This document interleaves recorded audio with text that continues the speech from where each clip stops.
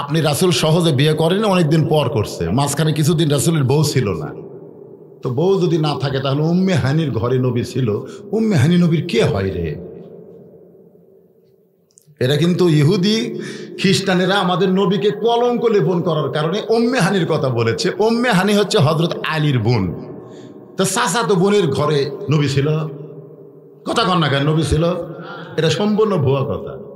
কারণ আমাদের নবীকে খাটো করার জন্যে অনেকে উম্মে হানির কথা বলে, কিন্তু আসল কথা হলো কাবার পাশে হাতেমে রাসূল ঘুমিয়েছিলেন। আল্লাহ রাসূল বলেন, চাচা আমার চেহারা সকালবেলা এত সুন্দর হওয়ার কারণ হলো ফেরেশতা জিবরাইল এসে আমাকে ঘুম থেকে চেতন করলো। কিভাবে চেতন করছে এটাও হাদিসের মধ্যে আছে। জিবরাইল এসে দেখে নবী ঘুম পাড়তেছে। একজন ঘুমন্ত মানুষকে জিবরাইল কিভাবে চেতন করবে? ফয়সালা চাইছে কার কাছে? আল্লাহ বলেন, জিবরাইল আমার নবীকে নাম ধরে ডাকতে পারবা না, চিল্লা চিল্লি করেও নবীকে ডাকবা না, বরং তোমার জিহ্বাটা বের করে নবীর পায়ের তালুতে সুরবুরি দাও, আমার দোস্ত চেতন হবে। তো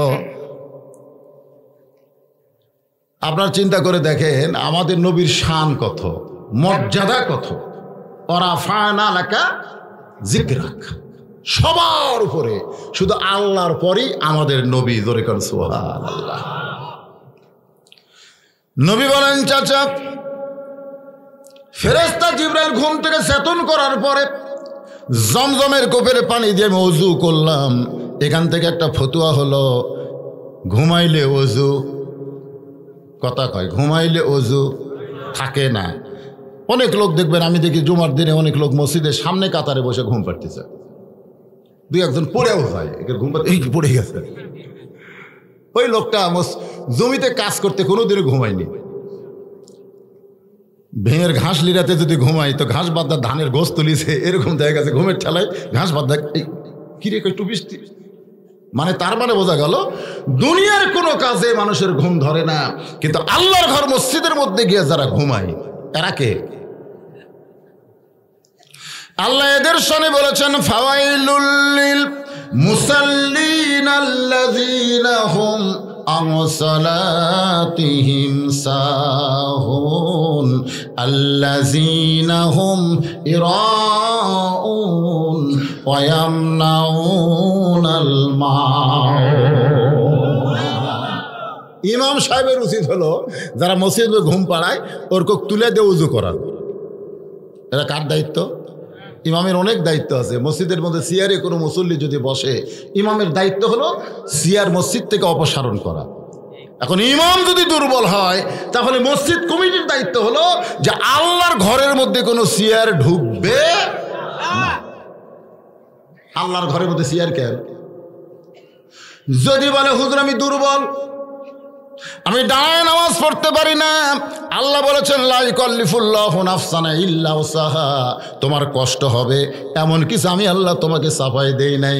তুমি যৌবন বয়সে যদি সরকারি চাকরি করো, বুড়া বয়সে চাকরি করা লাগবে না। সরকার যেমন তোমাকে পেনশনে খাওয়াবে, যৌবন বয়সে যারা দাঁড়ায় দাঁড়ায় নামাজ পড়েছে, বুড়া বয়সে যদি আর দাঁড়াবার না পারে তাহলে মসজিদে জামাত পড়তে যাও না, তুমি বাড়িতে একা একা নামাজ পড়ো, ওই যৌবনের সওয়াব আল্লাহ তোমাকে বুড়া বয়সে পেনশন দিয়া দিবে।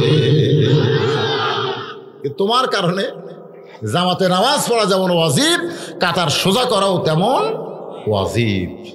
তুমি যে বসলে চেয়ারে, তোমার পাও গেল কোথায়? তাহলে তোমার সঙ্গে সুস্থ মানুষের কাতার সোজা হচ্ছে না।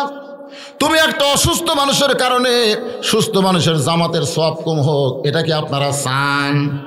তাহলে সকলে মিলে মসজিদে চেয়ার ঢোকানো বন্ধ করা লাগবে। আজ থেকে 5 বছর আগে বাংলাদেশে কোনো চেয়ার ছিল, কিন্তু আমরা চুপ চুপ চুপ হয়ে গেছি। যাই যা করে করুক, কিন্তু যাই যা করলে হবে না তো। আল্লাহ কোরআনে বলেছেন কুম, কুম মানে দাঁড়াও, লিল্লাহি কানিতিন, আনুগত্য নিয়ে দাঁড়াও। নামাজ ফরজ, নামাজ পড়া যেমন তোমার ফরজ, নামাজে দাঁড়ানো হলো তেমন ফরজ।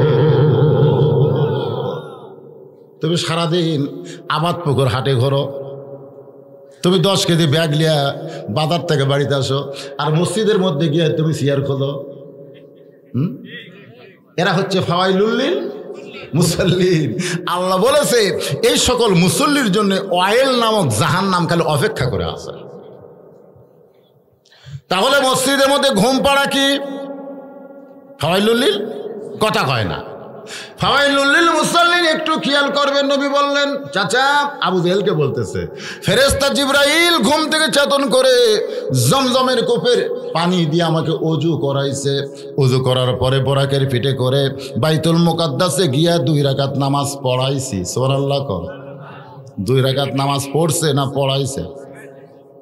আপনারা বলেন তো, আমাদের নবী যে 2 রাকাত নামাজ পড়ালো, নবীর পিছনে নামাজ পড়লো কারা? আরে ফেরেশতারা পড়ছে, ফেরেশতারা পড়ছে বাইতুল মামুরে। বাইতুল মামুরেও নবী 2 রাকাত নামাজ পড়াইছে। সেখানে নবীর পিছনের মুসল্লি ছিল সমস্ত ফেরেশতারা, যখন সুবহানাল্লাহ। কিন্তু বাইতুল মুকাদ্দাসে যেটা আল্লাহ কোরআনে বলেছেন, সুবহানাল্লাযী আসরা বিআবদিহি লাইলাম মিনাল মাসজিদিল হারাম ইলাল মাসজিদিল আকসা। আল্লাহু আকবার। নামাজ 2 রাকাত শেষ হলে আল্লাহর নবী বললেন, ভাই জিবরাইল, আমি তো 2 রাকাত পড়ালাম, তো আমার পিছনে পড়লো কারা? ফেরেশতা জিবরাইল বললেন, আল্লাহর যত নবী রাসূল ছিল সমস্ত নবী রাসূল আজকে আপনার পিছনে ইক্তেদা করেছে। এই মুহূর্তে আপনার ডিগ্রি হলো ইমামুল আম্বিয়া, ইমামুল মুরসালিন। তো আল্লাহ নবী বললেন, জিবরাইল, আমি সব নবীকে একটু দেখবার চাই, মানে যারা আমার পিছনে নামাজ পড়লো তাদের একটু দেখবার চাই। তো জিবরাইল বললেন, হুজুর আল্লাহর কোনো আপত্তি নেই, আপনি দেখেন। নবী সমস্ত নবী রাসূলের দিকে তাকায় দেখতেছে। সমস্ত নবী রাসূলের চেহারা থেকে নূর আসতেছে, আলো আসতেছে, কিন্তু একজন নবীর চেহারা কালো দেখতে পায়। নবী তাকায় দেখে সমস্ত নবীর চেহারা থেকে নূর আসতেছে। ধরে কোন কি আসতেছে? চেহারার মধ্যে আলো আছে না নাই? কথা কোন আছে না নাই? বেনামাজি যতই সুন্দর হোক, ওর চেহারার মধ্যে কোনো আলো নাই। আর নামাজি ব্যক্তি যতই কালো হোক, ওর চেহারার দিকে তাকায় দেখবেন একটা ভালো লাগে। জোরে কোন কথা ঠিক কি না? ভালো লাগে না? খুব ভালো লাগে। কারণ আপনি যখন সেজদা আল্লাহকে দেন, এই একটা নূর হয়ে যাবে। জোরে কোন সুবহানাল্লাহ। ওযু করার কারণে স্যাভলন দিয়ে, লাইফ বয় দিয়ে, ডিটল সাবান দিয়ে আপনার হাত ধোয়া লাগবে না। কারণ এই করোনার একটা ওষুধ হলো হাত ধোয়া। জোরে কোন কি ধোয়া? কোনো দোকানে গেলে দেখবেন আগে ফিস করে দেয়, দেখে হাত। এগুলা কিছুই করা লাগবে না। দৈনিক 5 বার যারা নামাজের ওযু করবে, জোরে কোন ঠিক কি না? হাত ধোয়ার কথা কেবল সরকার বুঝলো, কিন্তু ইসলাম বুঝেছে কখন। একটু মনোযোগ দেবেন। চেহারার মধ্যে নামাজের নূর আছে না নাই? নবী তাকায় দেখে সমস্ত নবীর চেহারা থেকে আলো আসতেছে, কিন্তু একজন নবীর চেহারা কালো। নবী বলেন, ভাই জিবরাইল, সব নবীর চেহারা দেখতে ভালো, কিন্তু ওই নবীর চেহারাটা এরকম আলোকিত না দেখে কালো দেখতে পাই। ফেরেশতা জিবরাইল বললেন, তাহলে তাকে আপনি জিজ্ঞাসা করেন। নবী ডাক দিলে সেই নবীটা নবীর সামনে এসে দাঁড়াইলো। আল্লাহর নবী বললেন, আপনার নাম কি? বলে, আমার নাম হলো ঈসা আলাইহিস সালাম। নবী বললেন, সবার চেহারা নূর, কিন্তু আপনার চেহারা কালো কেন? ঈসা বলতেছে, সবার চেহারায় নূর হওয়ার কারণ হলো আপনার পিছনে তারা জান্নাত থেকে নামাজ পড়তে এসেছে, কিন্তু আমি তো জান্নাত থেকে আসতে পারি নাই। তো নবী বললেন, আপনি কোত্থেকে আসলেন? বলে, আমি 4র্থ আসমান থেকে এসেছি। তা আপনি 4র্থ আসমান থেকে আসলেন, ওরা জান্নাত থেকে আসলো, কারণ কি? ঈসা বলতেছে, ওরা মারা গেছে, মরে যাওয়ার কারণে ওরা জান্নাতে, আমি এখনো মরি নাই, যার কারণে আমার জান্নাতে ঢোকার সুযোগ হয় নাই। এই কথার দ্বারা বোঝা গেল আল্লাহওয়ালারা মরে কবরে যায় না, ওরা মরে আল্লাহর জান্নাতে যায়। জোরে বলেন কথা ঠিক কি না? আর যদি না মরেন, যা পারবেন। নবী বললেন, চাচা, বাইতুল মুকাদ্দাসে 2 রাকাত নামাজ পড়ানোর পরে 7 আসমান পাড়ি দিয়ে আল্লাহর আরশে গেলাম। আল্লাহর সঙ্গে আমার দেখা হলো। আল্লাহ পাক আমাকে 5 ওয়াক্ত নামাজ দিল। এখানেও কিন্তু একটা হাদিস আছে, হাদিসটা বুখারী শরীফের মধ্যে আছে, যে আল্লাহ তাআলা নবীকে 50 ওয়াক্ত দিছিল। যেরকম কয় ওয়াক্ত? 50 ওয়াক্ত দিছিল, কিন্তু 50 ওয়াক্ত নামাজ নিয়ে যখন নবী আসতেছে, আসার সময় মুসা নবীর সাথে দেখা। মুসা নবী বলতেছে আল্লাহ আপনার কি দিল? নবী বলতেছে 50 ওয়াক্ত নামাজ দিল। মুসা নবী বলতেছে পারবি না, তো পারবি না, 50 ওয়াক্ত নামাজ আপনার উম্মতেরা পারে। এই যে আসর, মাগরিব আর এশা, এই 3 ওয়াক্ত একটু তাড়াতাড়ি হওয়ার কারণে কিন্তু আমরা বিরক্ত হয়ে যাই। যাই কি যাই এরকম, তো আসর পড়ে 2 কাপ চা না খাইতে মাগরিব আলাদা, এই কি রে, মাগরিব পড়ার পরে কিছু একটু করতে এশার আজান মারে দিস। 3 ওয়াক্ত নামাজ খুব তাড়াতাড়ি হয়, একটা হলো আসর, মাগরিব আর এশা। আর এশা থেকে ফজর, ফজর থেকে জোহর, এই 2 ওয়াক্ত নামাজ কিন্তু লম্বা সময়। সাহাবেরা নবীকে প্রশ্ন করলেন, ইয়া রাসূলুল্লাহ, এশা থেকে ফজর আর ফজর থেকে জোহর লম্বা হওয়ার কারণ কি? আল্লাহ রাসূল বললেন, ফজরের নামাজের পরে ফাইদা কুদিয়াতিস সালাতু ফান্তাশিরু ফিল আরদ, মানুষ আল্লাহর ঘর ছেড়ে, মসজিদ ছেড়ে জমিনের মধ্যে ছড়ায় পড়বে। কেউ চাকরি করবে, কেউ ব্যবসা করবে, কেউ খেতে খামারে কাজ করবে। নানা রকম টেনশনে থাকার কারণে তার দেহের যে ক্ষয় হবে, এই জোহর পর্যন্ত কাজ করার কারণে, এই ক্ষয়টা পূরণ করার জন্য এশা থেকে ফজর পর্যন্ত আল্লাহ লম্বা সময় দিছে। এই লম্বা সময়ের মধ্যে ঘুম পাড়বে, ওই খাটনির ক্ষয় আল্লাহ ঘুমের মধ্যে পুরা করে দিবে। তো 50 ওয়াক্ত যদি নবী নিয়ে আসতো, মনে করেন, তাহলে আমাকে 24 ঘন্টার মধ্যে 50 ওয়াক্ত, তাহলে কি হতো? একটাবার চিন্তা করে দেখছেন? তাহলে মুসা নবী তো ভালোই করছে, ভালো করেনি যে আপনার উম্মতেরা পারবে না। নামাজ কমায় নিয়ে আসেন, নবী আল্লাহর কাছে গেল, আল্লাহ 5 ওয়াক্ত কমে দিল। এইভাবে নবী 9 বার আল্লাহর কাছে গেল। শেষে 5 ওয়াক্ত নিয়ে নবী দুনিয়াতে আসলো। ওয়াজ বক্তা করার পরে শ্রোতারা যাচ্ছে আর বলতেছে, যদি মুসা নবীর সঙ্গে দেখা না হতো, যদি দেখা না হতো তাহলে আমাদের অবস্থা কি হতো? আপনারা বলেন তো, কেউ যদি বলে চেয়ারম্যানের সঙ্গে যদি দেখা না হতো, এমপির সঙ্গে যদি দেখা না হতো, মুসা নবীর সঙ্গে যদি দেখা না হতো, তাহলে দাম বেশি কার, আমাদের নবীর না মুসা নবী? কিভাবে বুঝা দেন? আপনি বলতেছেন যদি দেখা না হতো, বুঝাই দেন, একটা দলিল দিয়ে বুঝাই দেন যে আমাকে নবীর দাম বেশি। আল্লাহ রাসূল বলেছেন, ইন্নী বুইসতু মুআল্লিমান, আল্লাহ আমাকে শিক্ষক করে দুনিয়াতে প্রেরণ করেছে। সুবহানাল্লাহ কোন? নবী বলেছেন, কারো কাছ থেকে আমার শিক্ষা নেওয়ার দরকার নাই, আমার শিক্ষক হলো স্বয়ং আল্লাহ। স্বয়ং কে? তাহলে মুসা নবী বলতেছে আপনার উম্মতেরা পারবে না, আপনি যান। মুসা নবীর কথা মতোই তো নবী আল্লাহর কাছে গেল। তার মানে বোঝা গেল মুসা নবী ওস্তাদ, আমাকে নবী ছাত্র। মুসা নবী বসে আছে আর বলে যান, নবী খালি যাচ্ছে আর আসতেছে, ওস্তাদ বসে আছে, হলো না আবার যান, হলো না আবার যান। তাহলে নবীর হাদিস কি বলতেছে? ইন্নী বুইসতু মুআল্লিমান, আল্লাহ আমাকে শিক্ষক করে দুনিয়াতে প্রেরণ করেছে। লিউতাম্মিমা মাকারিমাল আখলাক, আমার শিক্ষালয়ের যারা ছাত্র হবে তারা জ্ঞানে যদিও শ্রেষ্ঠ না হয়, চরিত্রের সার্টিফিকেটে তারা গোল্ডেন এ প্লাস পাবে। যার কারণে সরকার প্রাইমারি খোলে নাই, হাই স্কুল খোলে নাই, কিন্তু হাফিজি মাদ্রাসা, কওমি মাদ্রাসা খুলে দিছে। সরকার একজন বড় নেতাকে আমি জিজ্ঞাসা করলাম, ভাই প্রাইমারি খোলে নাই, হাফিজি মাদ্রাসা খুলে দিল, কারণ কি? নেতা বলতে, হুজুর প্রাইমারি হলো নাপাক আর হাফিজি মাদ্রাসা হলো পাক। এই করোনা কোনোদিন তারা পাক তাদেরকে ধরে না, কারণ হাফিজি মাদ্রাসার ছাত্রদেরকে হুজুর শিখাই দিতে লায়ামুসুহু ইল্লা মুতাহহারুন, তোদের যে শিক্ষা দেওয়া হবে এই শিক্ষা পবিত্র না হয়ে ধরাই যাবে না। জোরে কোন কথা ঠিক কিনা? আর যারা সবসময় পবিত্র থাকবে তাদেরকে করোনা ধরবে। আরে প্রাইমারিরা খাড়া হয়ে মতো, এরা কোনোদিন অজু করে? জোরে করে ওরা অজু করে? অজু তো করে না। এই জন্য সরকার এখনো ভয় করতেছে, এ নাপাক গুলো তো ধরবি। শিক্ষামন্ত্রী দীপমণিক মাঝে মধ্যে তারিখ দেয়, শালারা নাপাক। আমি নেতাকে বললাম, তাহলে হাফিজি মাদ্রাসা, কওমি মাদ্রাসা 6 মাস আগে খুলে দিল, লক্ষ লক্ষ বাচ্চারা লেখাপড়া করতেছে। আপনারা অনুবীক্ষণ যন্ত্র দিয়ে খুঁজে দেখেন তো, একটা ছাত্র করোনা হয়ে মরছে? আসলে কি ভুয়াটা বলবো না, কারণ এই কথা রেকর্ড হচ্ছে। আপনাকে কিছু হবে না, কিন্তু আমার ওপর সব হবে। আমি কিছুদিন আগে শোনেন মসজিদের ব্যাপারে ওয়াজ করছি যে আল্লাহর ঘর মসজিদে যখন আমরা ঢুকি তখন একটা পুরস্কার, দুইটা পুরস্কারের কথা আল্লাহ বলেছেন, বলে নাই?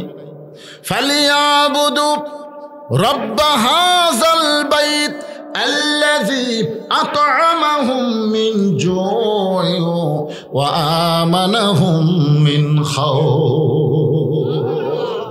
এটা কার কথা? অথচ গত বছর এই রমজান মাসে কিন্তু করোনা।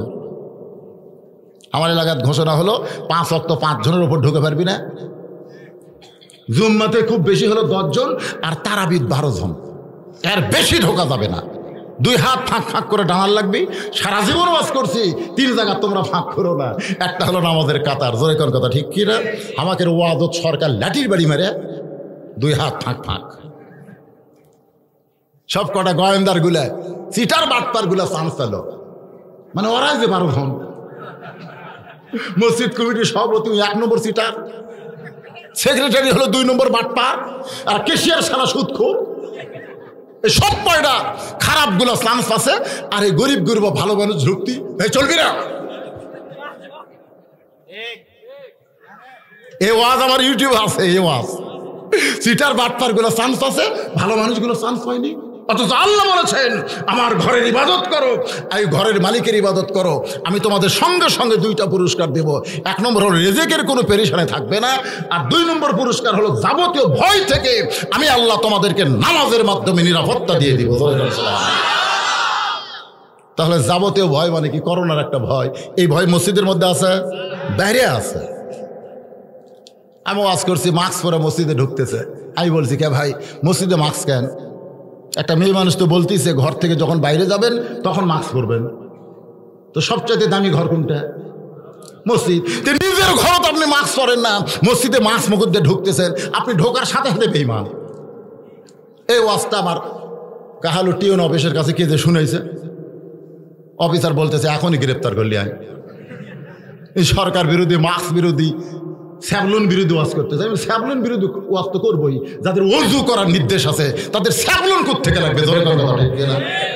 যাদের মুখে দোয়া আছে আল্লাহুম্মা ইন্নী আউযু বিকা মিনাল বারাস ওয়াল জুনুন ওয়াল জুজাম ওয়া মিন সাইয়িল আসকাম, তাদের মুখে মাস্ক লাগবে না। জোরে কোন কথা ঠিক কি না? তো এই কথাগুলো তো রেকর্ড হচ্ছে, এই কথাগুলো, এই জন্য তো একটু বাজান কি কারণ লাইলাতুল মিরাজের ওয়াজ শুনবেন আপনারা? লা ইলাহা ইল্লাল্লাহ, জোরে লা ইলাহা, লা ইলাহা ইল্লাল্লাহু মুহাম্মাদুর রাসূলুল্লাহ সাল্লাল্লাহু আলাইহি ওয়াসাল্লাম। এখন আপনাদের কাছে আমার প্রশ্ন হলো, আমরা 50 ওয়াক্ত পারবো না, এটা কে বলেছে? মুসা নবী। জোরে কোন কে? এইটা মুসা নবী কখন বলেছে? ওই বাইতুল মুকাদ্দাসের ভিতরে নামাজ হওয়ার আগে না পরে? কথা কয় না। বাইতুল মুকাদ্দাসে নবী দুনিয়াতে নামাজ পড়ে তো আল্লাহর কাছে গেছে, তখন ইমাম কে? মুসা না আমাদের নবী? তাহলে আল্লাহ যাকে ইমাম বানায় দিয়েছে তার জ্ঞান কম না বেশি? বুঝতে হবে। আবার যখন নবী বোরাকের পিঠে চলেছেন, সহিহ হাদিসে বলা হয়েছে নবী কিন্তু বোরাকের পিঠে দৌড়ে গিয়ে চলে নাই, আগে বোরাকের গায়ে হাত দেয়, বলে জিবরাইল এই বোরাকের পিঠে চললে বোরাক আমাকে কোথায় নিয়ে যাবে? আল্লাহর আরশে নিয়ে যাবে। কত সময় লাগবে? বলে এত দ্রুতগামী যানবাহন বোরাক, আলোর চাইতেও কোটি কোটি গুণ গতি বেশি। নবী বোরাকের পিঠে না চড়ে নবী বললেন জিবরাইল এমন করে একটা বোরাক যদি আমার গুনাহগার উম্মতকে আল্লাহ দিত, তাহলে 50,000 বছরের পুলিশেরা, 30,000 বছরের পুলিশেরা আমার গুনাহগার উম্মতরা বিজলি আকারে পাড়ি দিত। ধরে কোন সুবহানাল্লাহ। তার মানে কি বোঝা গেল? বোরাকের পিঠে চড়ার আগেই যেই নবী উম্মতের কথা মনে করেছে, আর সেই নবীকে আল্লাহ 50 ওয়াক্ত নামাজ দিল, নবী উম্মতের ব্যাপারে কিছুই বলল না, বলল এসে মুসা নবী। আসলে ইহুদিরা মুসা পর্যন্ত মানে, ইহুদিরা ষড়যন্ত্র করলো যে মুসলমানের কাছে তাদের নবীকে খাটো করানোর জন্য এই 50 ওয়াক্ত নামাজ ঢুকে লাগবে। এতদিন পরে সে ধরা পড়ে গেছে। কথাটা বুঝলেন না? এই জন্য বলতেছি, একমাত্র কোরআন ছাড়া যত কিতাব আছে সব কিতাবের মধ্যে কিছুটা ভেজাল আছে। ধরে করে আছে না নাই? কথা করে আছে না নাই? 5 ওয়াক্ত নামাজ আল্লাহ আমাকে দিলেন, সেই নামাজ নিয়ে রাতারাতি ফেরত আসলাম। কেমন ফেরত আসলেন? হাদিসের মধ্যে আছে ওযু করেছিলেন, সেই পানি গড়তেছে, এমনকি যে হাতিমের পাশে ঘর থেকে নবী গিয়েছিলেন ঘরের শিকল পর্যন্ত নড়তেছে। এর মধ্যে এতগুলো সব হয়ে গেছে। কিরে, পানিও গড়ে শিকলও লড়ে, তার মানে কি? এর মধ্যে 27 বছর। সুবহানাল্লাহ কন না কেন? সুবহানাল্লাহ কইতে পয়সা লাগে।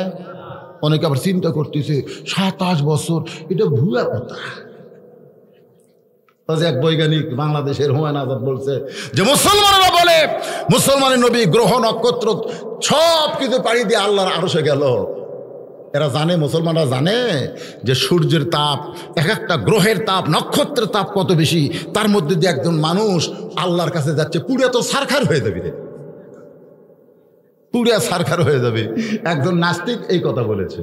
আমি নাস্তিকদের বলি, শোনেন, ওটা অত বড় দলিল দেওয়ার দরকার নেই। এখানে একটা বাতি জ্বলান, একটা বাতি, আগেকার ল্যাম্পো দেখেননি? ল্যাম্পো, আমি কিন্তু ল্যাম্পোর মধ্যে এরকম লোক নিয়ে যেতাম। আমার বাপ, এই কি আমি দেখতেছি জ্বলতেছে, মানে আগুনের মধ্যে দিয়ে লোক লেগে। আপনারা বলেন তো, আমার লোকে কোনো তাপই লাগে না। কেন লাগে না? কারণ আগুনের পোড়ানো শক্তির চাইতে আমার লোকের গতি বেশি। আমার লোক লাগার আগে আমি পার হয়ে চলে যাচ্ছি। তো যদি আমি ধরে থাকি তাহলে কি হবে? পুড়ে যাবি।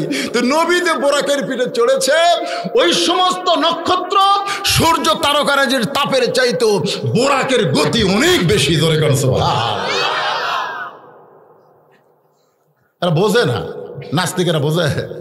তো পানি লড়তিছে, তারপরে শিকল লড়তিছে, পানি গড়তিছে, এর মধ্যে আবার 27 বছর কেমনে হলো? মনে করেন বাংলাদেশের প্রধানমন্ত্রীর কাছে আমেরিকার প্রেসিডেন্ট জো বাইডেন আসবে।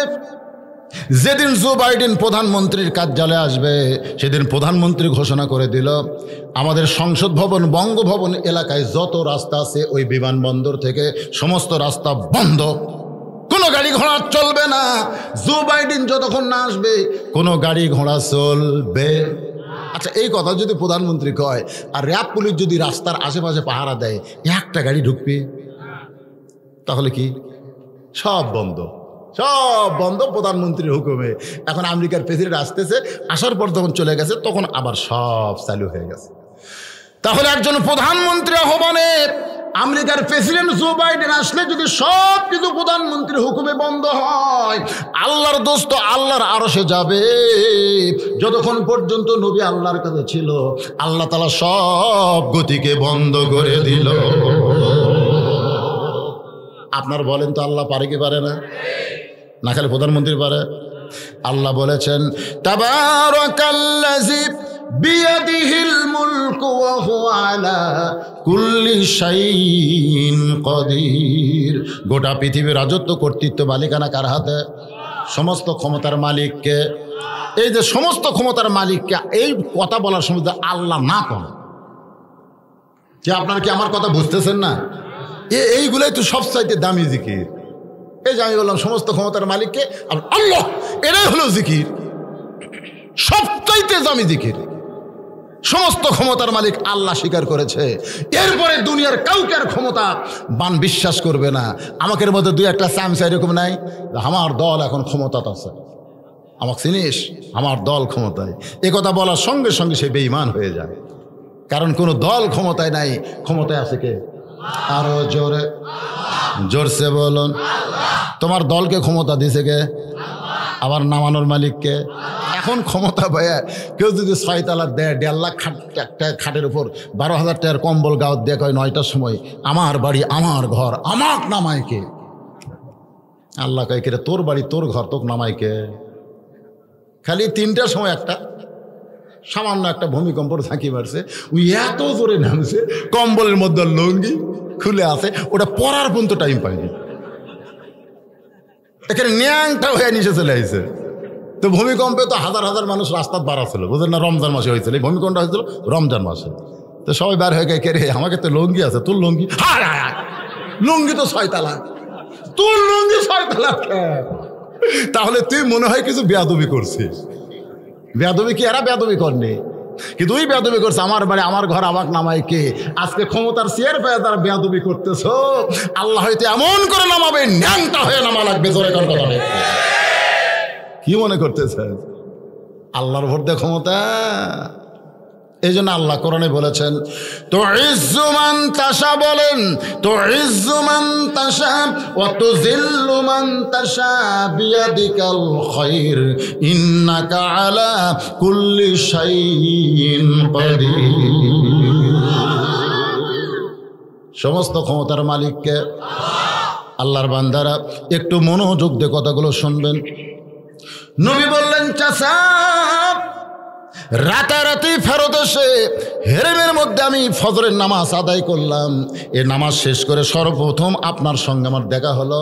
আমার মনে হয় এই কারণেই সকালবেলা আমার চেহারা আপনাকে অতি সুন্দর লাগতেছে। কারণ দেখা করছে কার সাথে? আল্লাহ কিসের, নবী কিসের?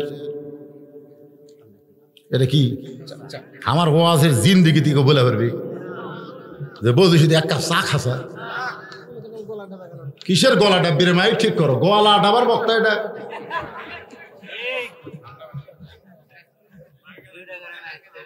না না না, আপনারা কি কোনো দেখছেন চা খাওয়া? আমি কিন্তু বলেছি আমি চা খাবো। আমি যে চা খাবো না এই কথা বলিনি, আমি বলেছি আমার সামনে বসা জনগণ এক কাপ করে যখন পাবে তখন আমি চা খাবো। এতগুলো মানুষক সামনে বসে থেকে আমি একলা চা খাওয়া, এটা খাওয়ার জন্য চরম বেয়াদবি। জোরে কথা ঠিক কি? খাওয়ার আদব নাই, আদব মতো খাওয়া। মসজিদের মধ্যে যতক্ষণ একলা একলা বসে আছে কিলেও, কিন্তু এতগুলো মানুষ দিয়ে একলা চা খালি জিবা জান আল্লাহ ফুটে দেয় রে।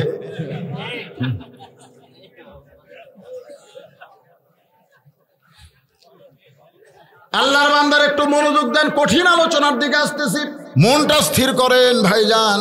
আবু জেহেলকে রাসূল বলতেছেন এই কারণেই মনে হচ্ছে আমার চেহারা আপনার কাছে অতি সুন্দর, কারণ দেখা করছে কার সাথে? আল্লাহ কিসের তৈরি আর নবী কিসের তৈরি?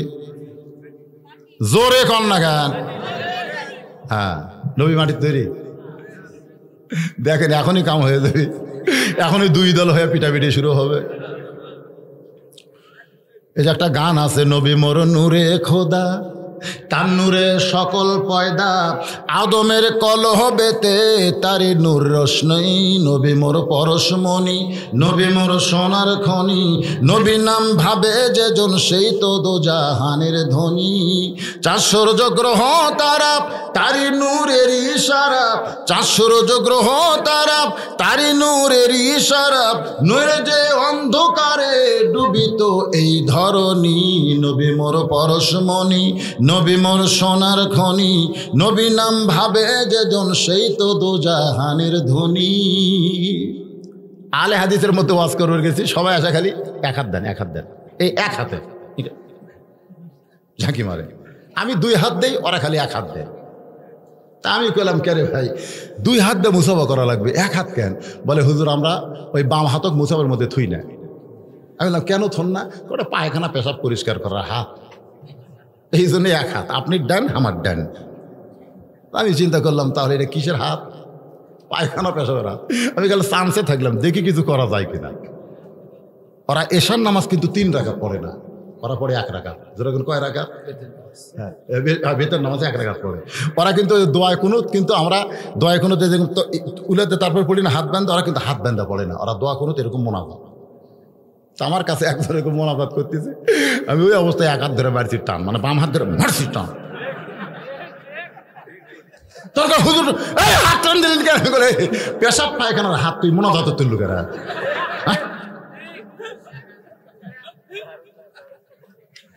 তখন কয় হুজুর আপনার সাথে, তাহলে 2 হাত দেখো। আমি চিন্তা করলাম নবী কিসের তৈরি? একজন বক্তা ওয়াজ করতেছে নবী মাটির তৈরি, নবী মাটির তৈরি, কিন্তু যখন ওসমান গনির কথা বলতেছে তখন বলতেছেন ওসমানো জিন্নুরাই।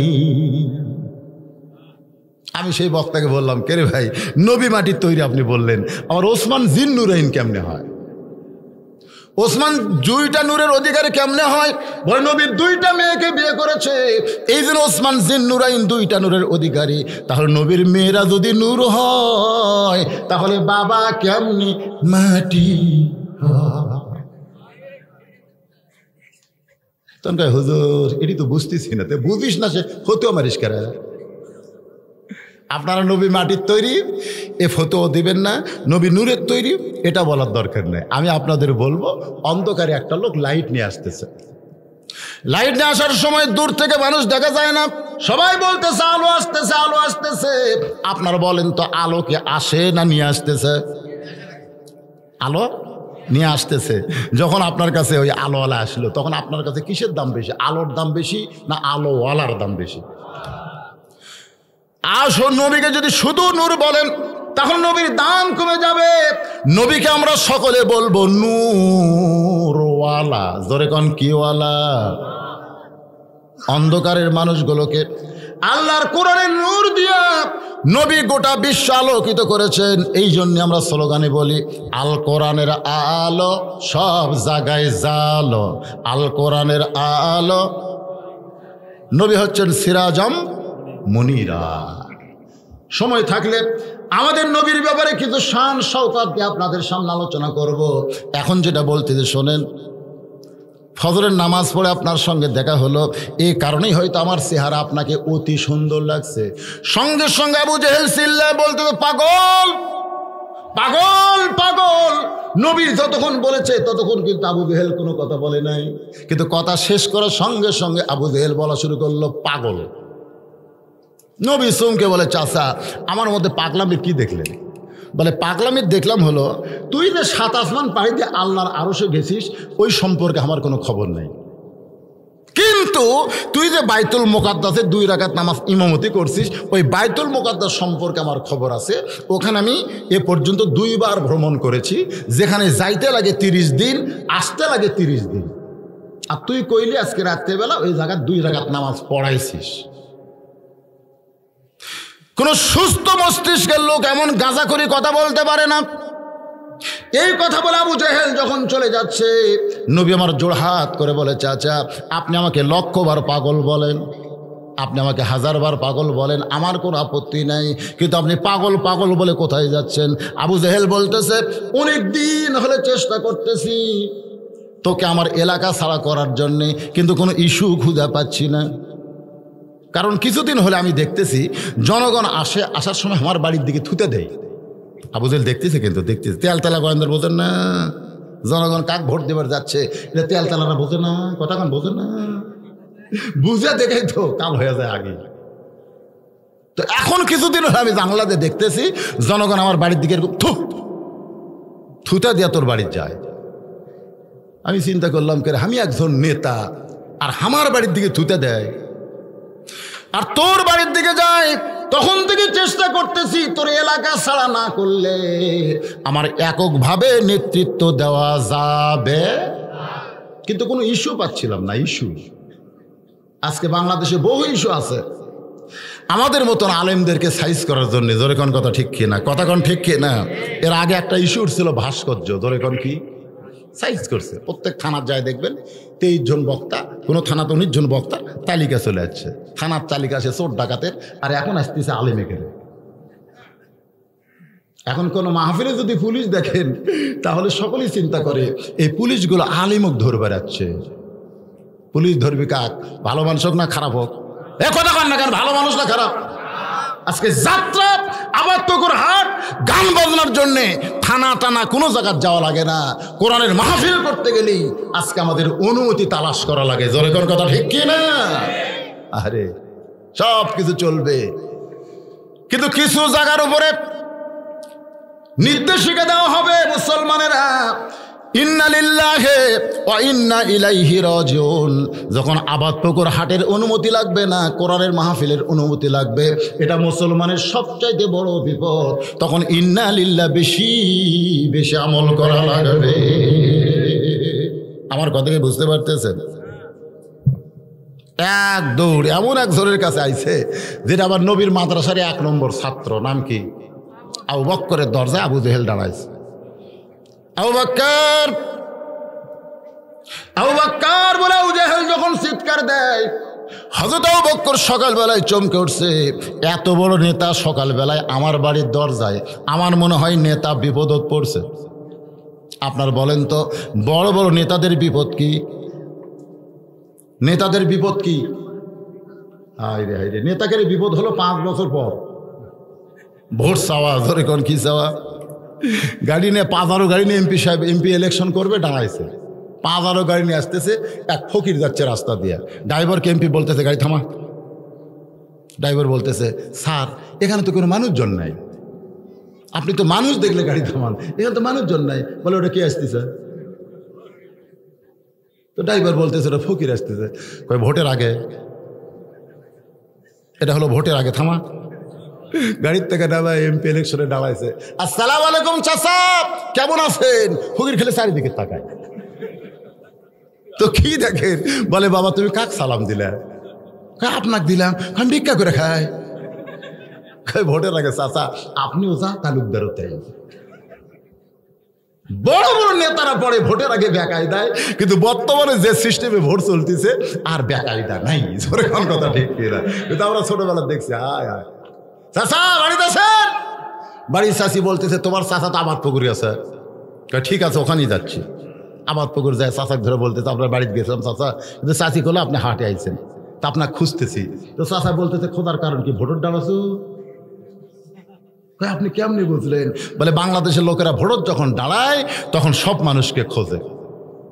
আবু বকর চিন্তায় পড়ে গেল, এত বড় নেতা সকালবেলা আমার বাড়ির দরজায়, দরজা খুলে বলতেছে ও নেতা এই সকালবেলায় আমার বাড়ির দরজায় কেন? আবু জেহেল বলতেছে আবু বকর তুমি কি জানো তোমার নবী পাগল হয়েছে? শোনেন, তুমি কি জানো তোমার নবী পাগল হয়েছে? সঙ্গে সঙ্গে আবু বকর শাহাদত আঙ্গুলি তুলে বললেন, আবু জেহেল যেই কথা একবার বলেছ এই কথা দ্বিতীয়বার বললে। দ্বিতীয়বার এটা কি? এই জায়গা যেই কথা একবার বলেছ এই কথা যদি দ্বিতীয়বার বলো। আবু জেহেল 3 ধাপ পেছনে চলে গেছে। নরম মানুষ এত গরম হলো কেন? আল্লাহ রাসূল বলেছেন আমার সবচাইতে সাহাবীদের মধ্যে নরম হলো 1 নম্বর আবু বকর, গরম হলো 1 নম্বর উমর, সম্পদশালী 1 নম্বর ওসমান, আর জ্ঞানী হলো 1 নম্বর আলী। জোরে কর সুবহানাল্লাহ। 4 জন সাহাবীকেই নবী 1 নম্বরে রাখছেন। জোরে কর কয় নম্বরে? তাহলে নরমে 1 নম্বর নাম কি? আর গরম হলো ওমর, সম্পদ হলো ওসমান, আর জ্ঞানী হলো হযরত আলী। একটু মনোযোগ দেন। আবু জেহেল চমকে গেল। সকালবেলা যার কাছে খবর দিলাম এই নরম মানুষ গরম হলো। আবু জেহেল চমকে বলে আবু বকর এত গরম হয়েছ কেন?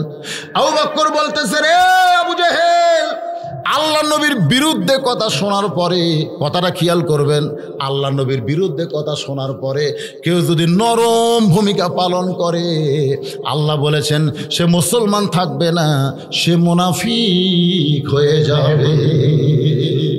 আমিনান নাসি মান ইয়াকুলু আমান্না বিল্লাহি ওয়া বিল ইয়াউমিল আখিরি ওয়া মা হুম বিমুমিনিন। আমাদের বাংলাদেশে ওই যে ফ্রান্সের ম্যাক্রো, আপনার নাম শোনেন নাই কিছুদিন আগে? ফ্রান্সের ম্যাক্রো নবীর কার্টুন এটা অনুমোদন করেছিল, যার কারণে বাংলাদেশের মুসলমানেরা কিন্তু হুঁশে উঠছিল। জোরে কোন কথা ঠিক কিনা? গোটা বাংলাদেশের রাস্তা বাইতুল মুকাররম থেকে নামাজ পড়ে প্রত্যেকটা মসজিদের মুসল্লি মিছিল করছিল কি করছিল না? কিন্তু বাংলাদেশের 2টা বড় দল, বাংলাদেশে কিন্তু 2টা বড় দল আছে, এই দলেরা কিন্তু মিছিল করেনি। তার মধ্যে একটা হলো ক্ষমতাত আছে আর একটা হলো বিএনপি। এই 2 দলের কোনো মিছিল নাই। আমার নবীর বিরুদ্ধে কার্টুন করলো, অথচ এই বড় 2টা দল কোনো মিছিল করলো? কথা কন না, কথা কন না কেন? কথা কন না কেন? তাহলে 2টা বড় দল যদি মিছিল না করে, আমরা ছুটকে দল আমরা মিছিল করলাম, তাহলে কি বুঝবেন বর্তমানে বড় 2 দল কোন ভূমিকাতে আছে? যে কথা কন না কেন? আপনারা ভাবতেছে আমি কিন্তু আগে ওয়াজ করতাম যে আগামী তো আর বহু ওয়াজ আছে, বুঝে শুনে ওয়াজ করা লাগবে, কিন্তু এখন ওয়াজ করি পুলিশ ধরার চিন্তায় না, আজরাইল ধরার চিন্তায়। আমি যে মঞ্চে যখন বসি মনে করি এটাই আমার শেষ ওয়াজ। রাস্তার মধ্যে হয়তো আমাকে পুলিশ ধরবে না, কিন্তু আজরাইল ধরতে পারে। জোরে কোন কথা ঠিক কিনা? তা আল্লাহ বলবে, কে রে তুই আজকেই মরবু, তুই তেল তেল আওয়াজ করলু কে? হ্যাঁ, আমি কি জানি যে আজকের পরে আমি বাঁচবো? এ কথা আবার কি কোনো গ্যারান্টি আছে? কথা কর না কেন? আপনাকে মনে হয় আছে? ইযা আসাবাতুহুম মুসিবাতুন ক্বালু ইন্না লিল্লাহি ওয়া ইন্না ইলাইহি রাজিউন। সবচাইতে বড় বিপদ হলো মানুষের নিকটতম মৃত্যু, সেই মৃত্যুকে দূরে রাখা। একজন মুসলমানের জন্য সবচাইতে বড় বিপদ হলো মৃত্যু অতি নিকটে, অথচ সেই মৃত্যুকে দূরে রেখেছে। এটা হলো সবচাইতে আমাদের জন্য বড় বিপদ। আজকে যারা আমরা অন্যায় কাজ করতেছি এক কারণে যে এখনই মরতেছি না, অনেক সময় আছে মরার আগে তওবা করে ভালো হয়ে মরে। এরকম কিছু ছেলে পেলে নাই? জিজ্ঞাসা করা হয়, কে বাবা চলো মসজিদে যাই? না হুজুর, আমার দাদাই বেঁচে আছে, ওর দাদা বেঁচে আছে, ওর বাপ বেঁচে আছে। আজরাইল কি সিরিয়াল ব্রেক করবে নাকি? আগে দাদাক ধরবি, তারপরে দাদা মরে গেলে আমার বাপক ধরবি, তারপরে লাইনে আমি আছি। সবচাইতে বড় বিপদ হলো যুবকদের জন্য এই চিন্তা করা। আজকে মসজিদে বুড়া মানুষ পড়ে না, সিয়াল্লে নামাজ পড়ে, আর যুবকেরা সব বাইরে আড্ডা গুলি মারতেছে। জোরে কোন কথা ঠিক কিনা? কথা কর না কেন ভাই? হাসরের ময়দানে আল্লাহ কোনো বুড়াক বলবে না তোর বুড়াকালের হিসাব দে, কোনো ছোট বাচ্চাকে বলবে না তোর শৈশবকালের হিসাব দে। প্রত্যেকটা বান্দা বান্দিকে বলবে তোমার যৌবনের হিসাব দে, জান্নাতে যাও। এ কথা কি ঠিক? তাহলে কিসের হিসাব চাবে? যৌবনকালের। আর তোমার সেই যৌবনকাল হলো শয়তানের সাথে। রে যুবকেরা যারা কোরআনের মাহফিল আছো, একটু মনোযোগ দিয়ে শোনেন। আমার মায়েরা চিন্তা করতেছে, হুজুর ইন্না লিল্লাহ দিয়া যে ওয়াজ করতেছে, এই ওয়াজের মধ্যে আমাকেও তো একটা কথাও কইল না। আমি আমার মা বোনদের জন্য মাত্র 5টা মিনিট ওয়াজ করবো, অসুবিধা আছে আপনাদের? বাজান গো, আল্লাহ নবী মদিনায় মা ফাতেমার ঘরের মধ্যে গিয়ে মুস্কি মুস্কি হাসতেছে। রাসূল বললেন ফাতেমার ঘরের মধ্যে দিয়ে নবী আমার মুস্কি মুস্কি হাসতেছে। মা ফাতেমা চমকে গিয়ে বলো, বাবা আপনি আমার ঘরে কেন হাসতেছেন? মেয়ের ঘরে যদি বাবা গিয়ে হাসে হঠাৎ, মেয়েরা কিন্তু বিব্রত হয়। মেয়েরা কিন্তু কি হয়? বিব্রত হয়। ফাতেমা বলতেছে, বাবা আপনার হাসার কারণ কি? আল্লাহ রাসূল বলেন, ফাতেমা তোমার ঘরের মধ্যে হাসার কারণ হলো আল্লাহ তোমাকে খাতুনে জান্নাত ডিগ্রি দিয়েছে। মা ফাতেমা সেই হাসি। খাতুনে জান্নাত বলছেন, আল্লাহ তোমাকে জান্নাতি নারীদের নেত্রী বানাইছে। মা ফাতেমার হাসি দেখে রাসূল বললেন, ফাতেমা আল্লাহ তোমাকে খাতুনে জান্নাত ডিগ্রি দিলে কি হবে মা? তোমার আগে একটা মেয়ে কিন্তু জান্নাতে যাবে।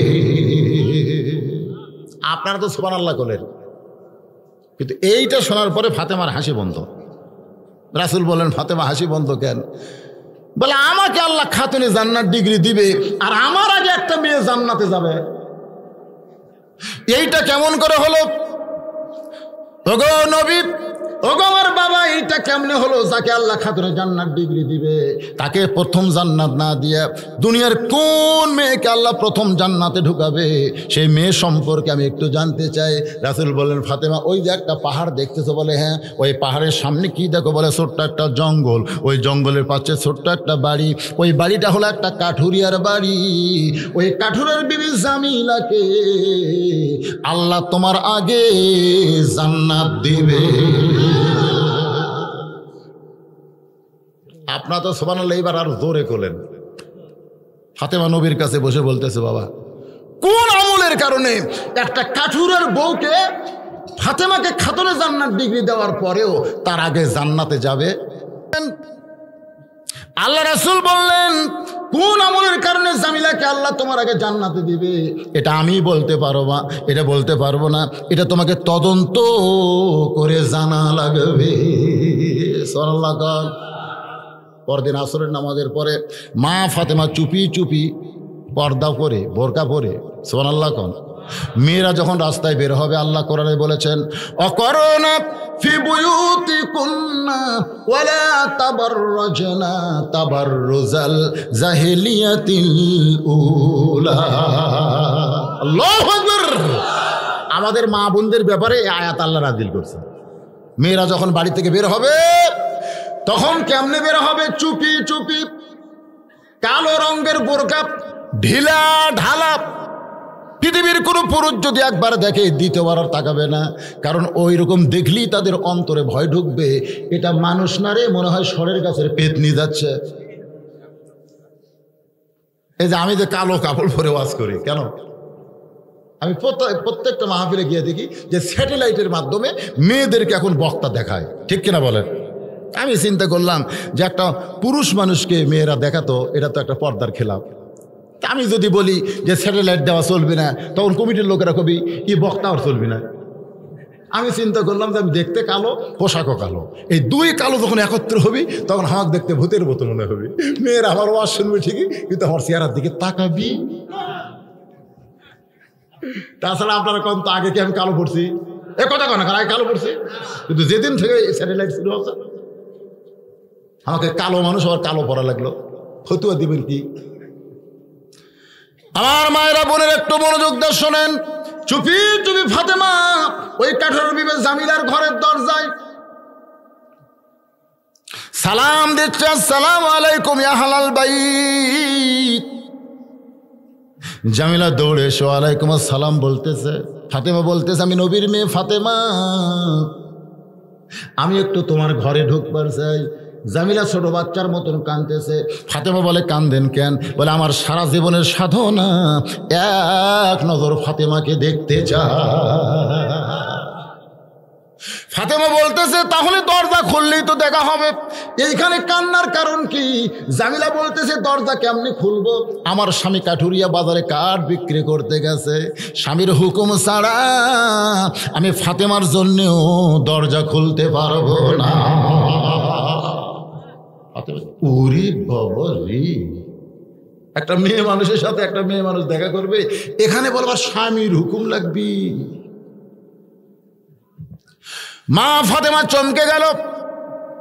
জামিলা বলছে, গো নবীর মেয়ে ফাতেমা, আজকের দিনে আপনি বাড়িতে যান, আগামীকাল এই সময় যখন আসবেন আসা মাত্রই দরজা খুলে দিব, কারণ আমার স্বামীর কাছ থেকে আজকে রাত্রেবেলা হুকুম নিয়ে রাখবো।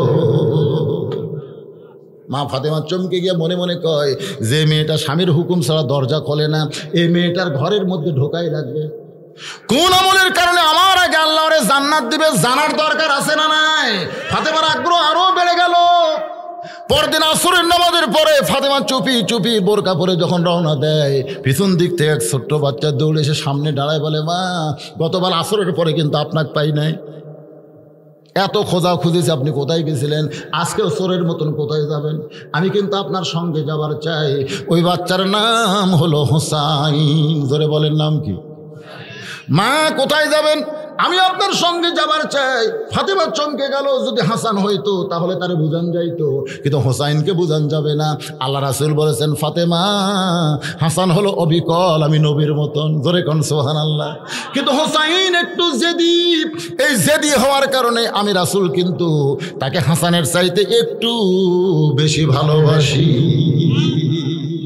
এখন কি করবে ফাতেমা? জেদি সন্তান জেদ ধরেছে। ওই হোসেনকে সঙ্গে করে জামিলার বাড়ির দরজায়, জামিলা দরজা খোলো। জামিলা কান দেয়ার বলে, দরজার কাছেই দাঁড়িয়ে আছে, 1 ঘন্টা হলে আপনি আসা মাত্রই দরজা খুলবো। ফাতেমা বলতেছে, তাহলে দরজা খুলতে কেন দেরি? বলে, আপনার সঙ্গে কে জানাইছে? কে জানাইছে? বলে, আমার ছোট ছেলে হোসাইন। বলে, ওই হোসাইনকে সঙ্গে নিয়ে যদি দরজা আপনি ঢুকতে চান তাহলে আজকের মতো আপনাকে ফেরত যাওয়া লাগবে। আপনি চিন্তা করে দেখেন, গতকাল কিন্তু আপনি একলা এসেছিলেন, আমার স্বামীর কাছ থেকে আপনার একার ব্যাপারে হুকুম পাইছি, কিন্তু আপনার ছোট্ট ছেলে হোসাইনের ব্যাপারে তো আমি কোনো হুকুম নেই নাই। ফাতেমা বলতেছে, জামিলা, আমার হোসাইনের বয়স হলো মাত্র 3.5 বছর। 3.5 বছরের একটা বাচ্চা যদি মায়ের সঙ্গে তোমার কাছে ঢোকে তাহলে অপরাধ কি? জামিলা বলতেছে, আপনি খাতুনে জান্নাত হবার পারেন, কিন্তু ফতুয়া বিষয়ে আপনি কম জানেন।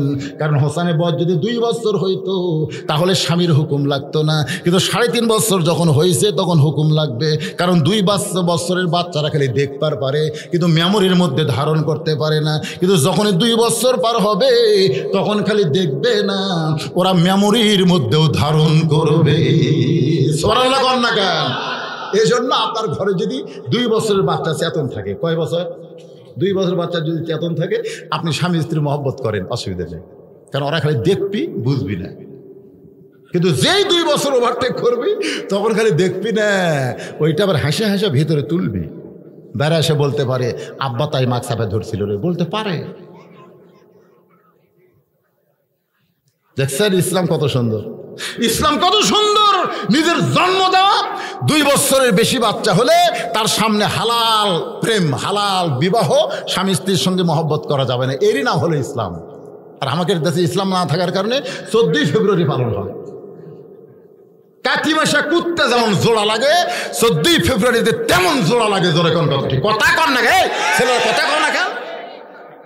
সরকার তো ধর্ষণ মুক্ত বাংলাদেশ করবার চায়। যারা ধর্ষক ধরা পড়বে তাদেরকে মৃত্যুদণ্ড দিবে, এটা হলো সরকারের আইন। এই আইন যখন পাশ হলো আমার চোখের পানি। তখন এক ছেলে বলতে যে, হুজুর এই আইন কি আপনার পছন্দ হয়নি? তাই বললাম, তোমাকে খবর কি? বলে, ভালো আইন করছে, ধর্ষকের মৃত্যুদণ্ড, আর ধর্ষণ হবি না। আমি বললাম, আইন তো ভালো রে বারে, কিন্তু ধর্ষণ করবো তুই আর হামাক দিবি জেল। তখন হুজুর এটা কি কথা? আমি বললাম, ধর্ষণ কে করছে? দেল্লু শিকদার। বিচারক নিজেই কইছে, এখানে দেলোয়ার সাইদির কোনো বিচার হচ্ছে না, এখানে বিচার হচ্ছে দেল্লু শিকদার। তো দেল্লু শিকদার করলো ধর্ষণ, উই করলো রাজাকারী, আর সাইদি হুজুর বন্ধ থলো কে? বুঝতেছি না, এটাই আইনের কাম করবো তুই আর খুশি হবি আমার। বুঝিস?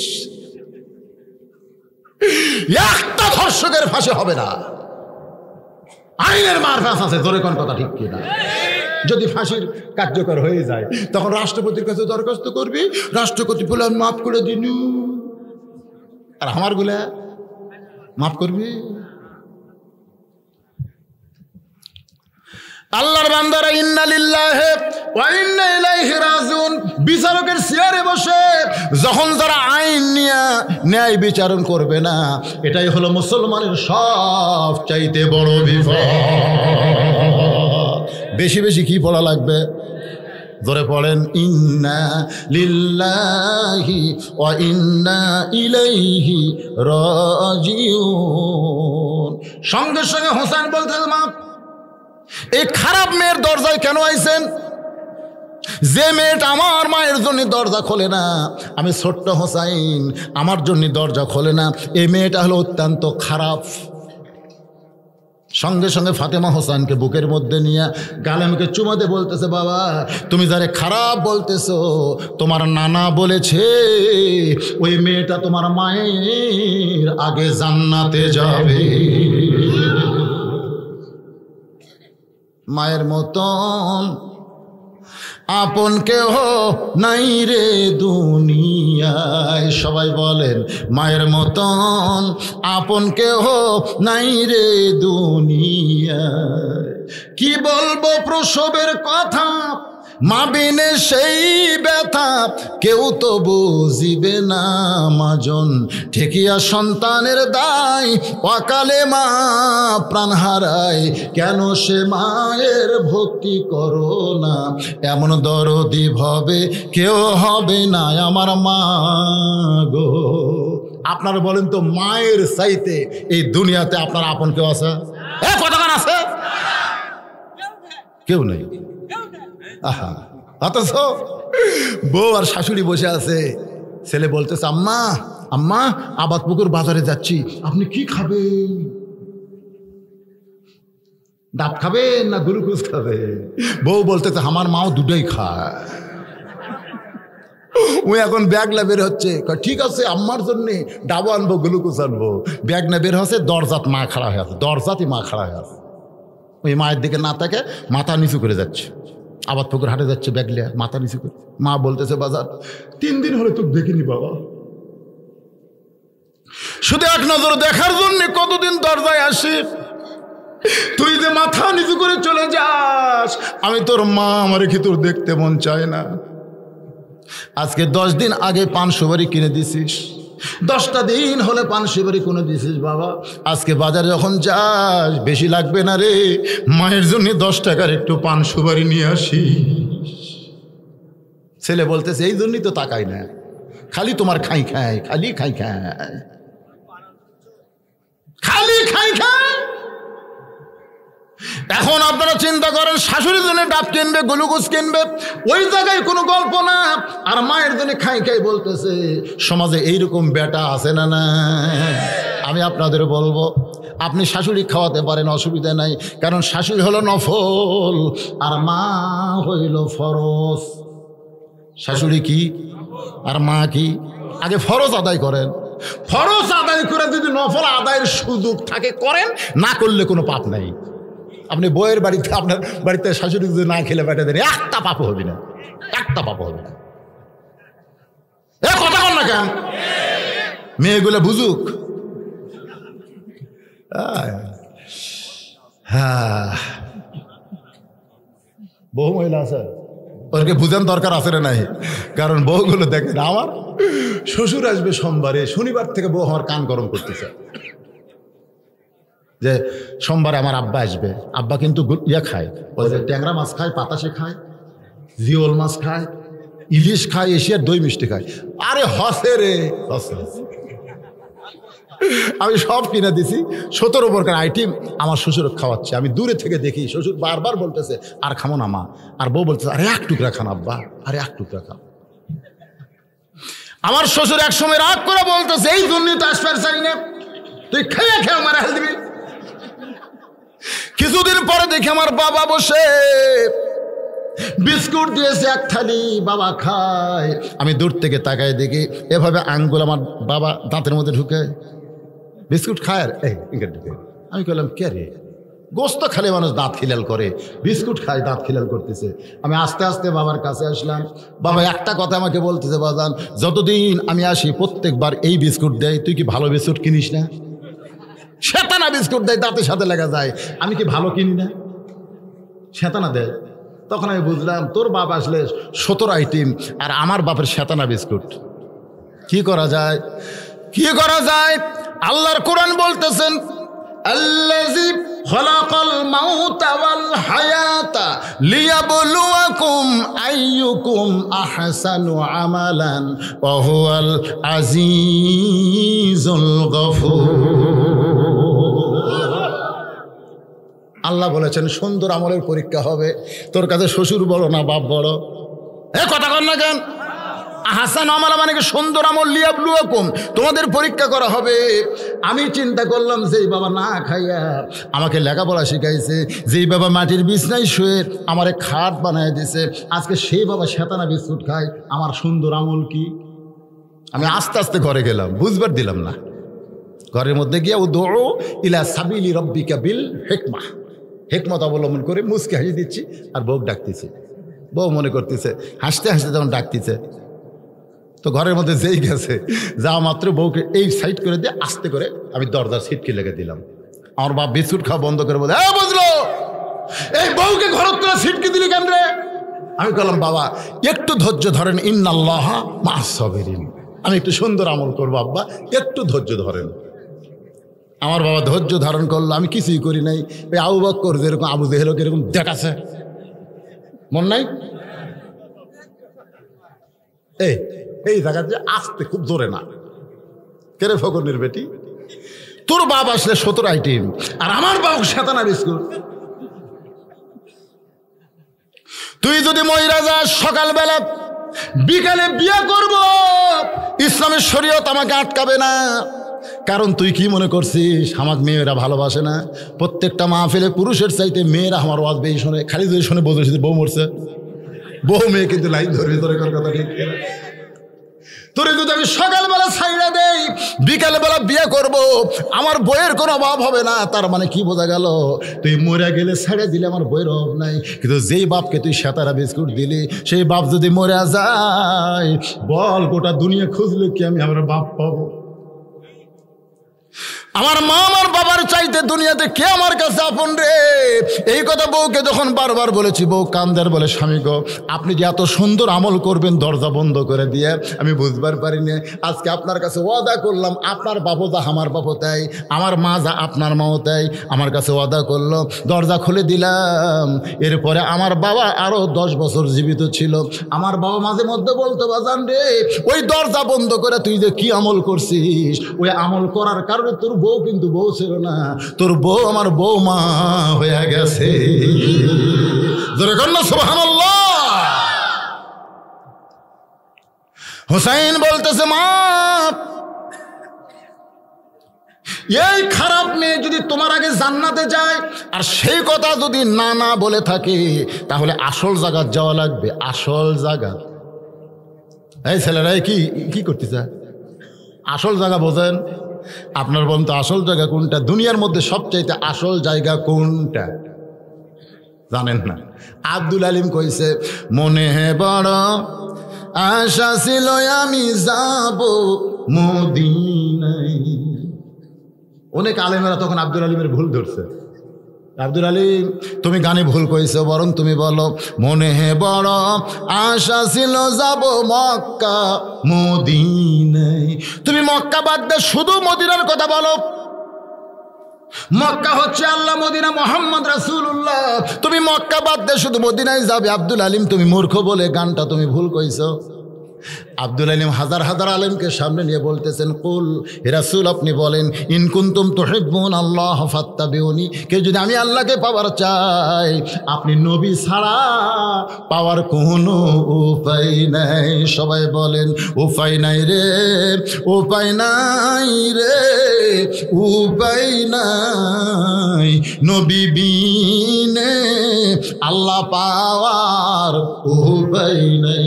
আচ্ছা, আপনারা কি আমাকে একলাই কভার করছেন? আপনার করছেন তো শোনা যায় কেন? একটু সকলে গুনগুন করে বলেন, উপায় নাই রে, উপায় নাই রে, উপায় নাই, নবী বিনে আল্লাহ পাওয়ার উপায় নাই।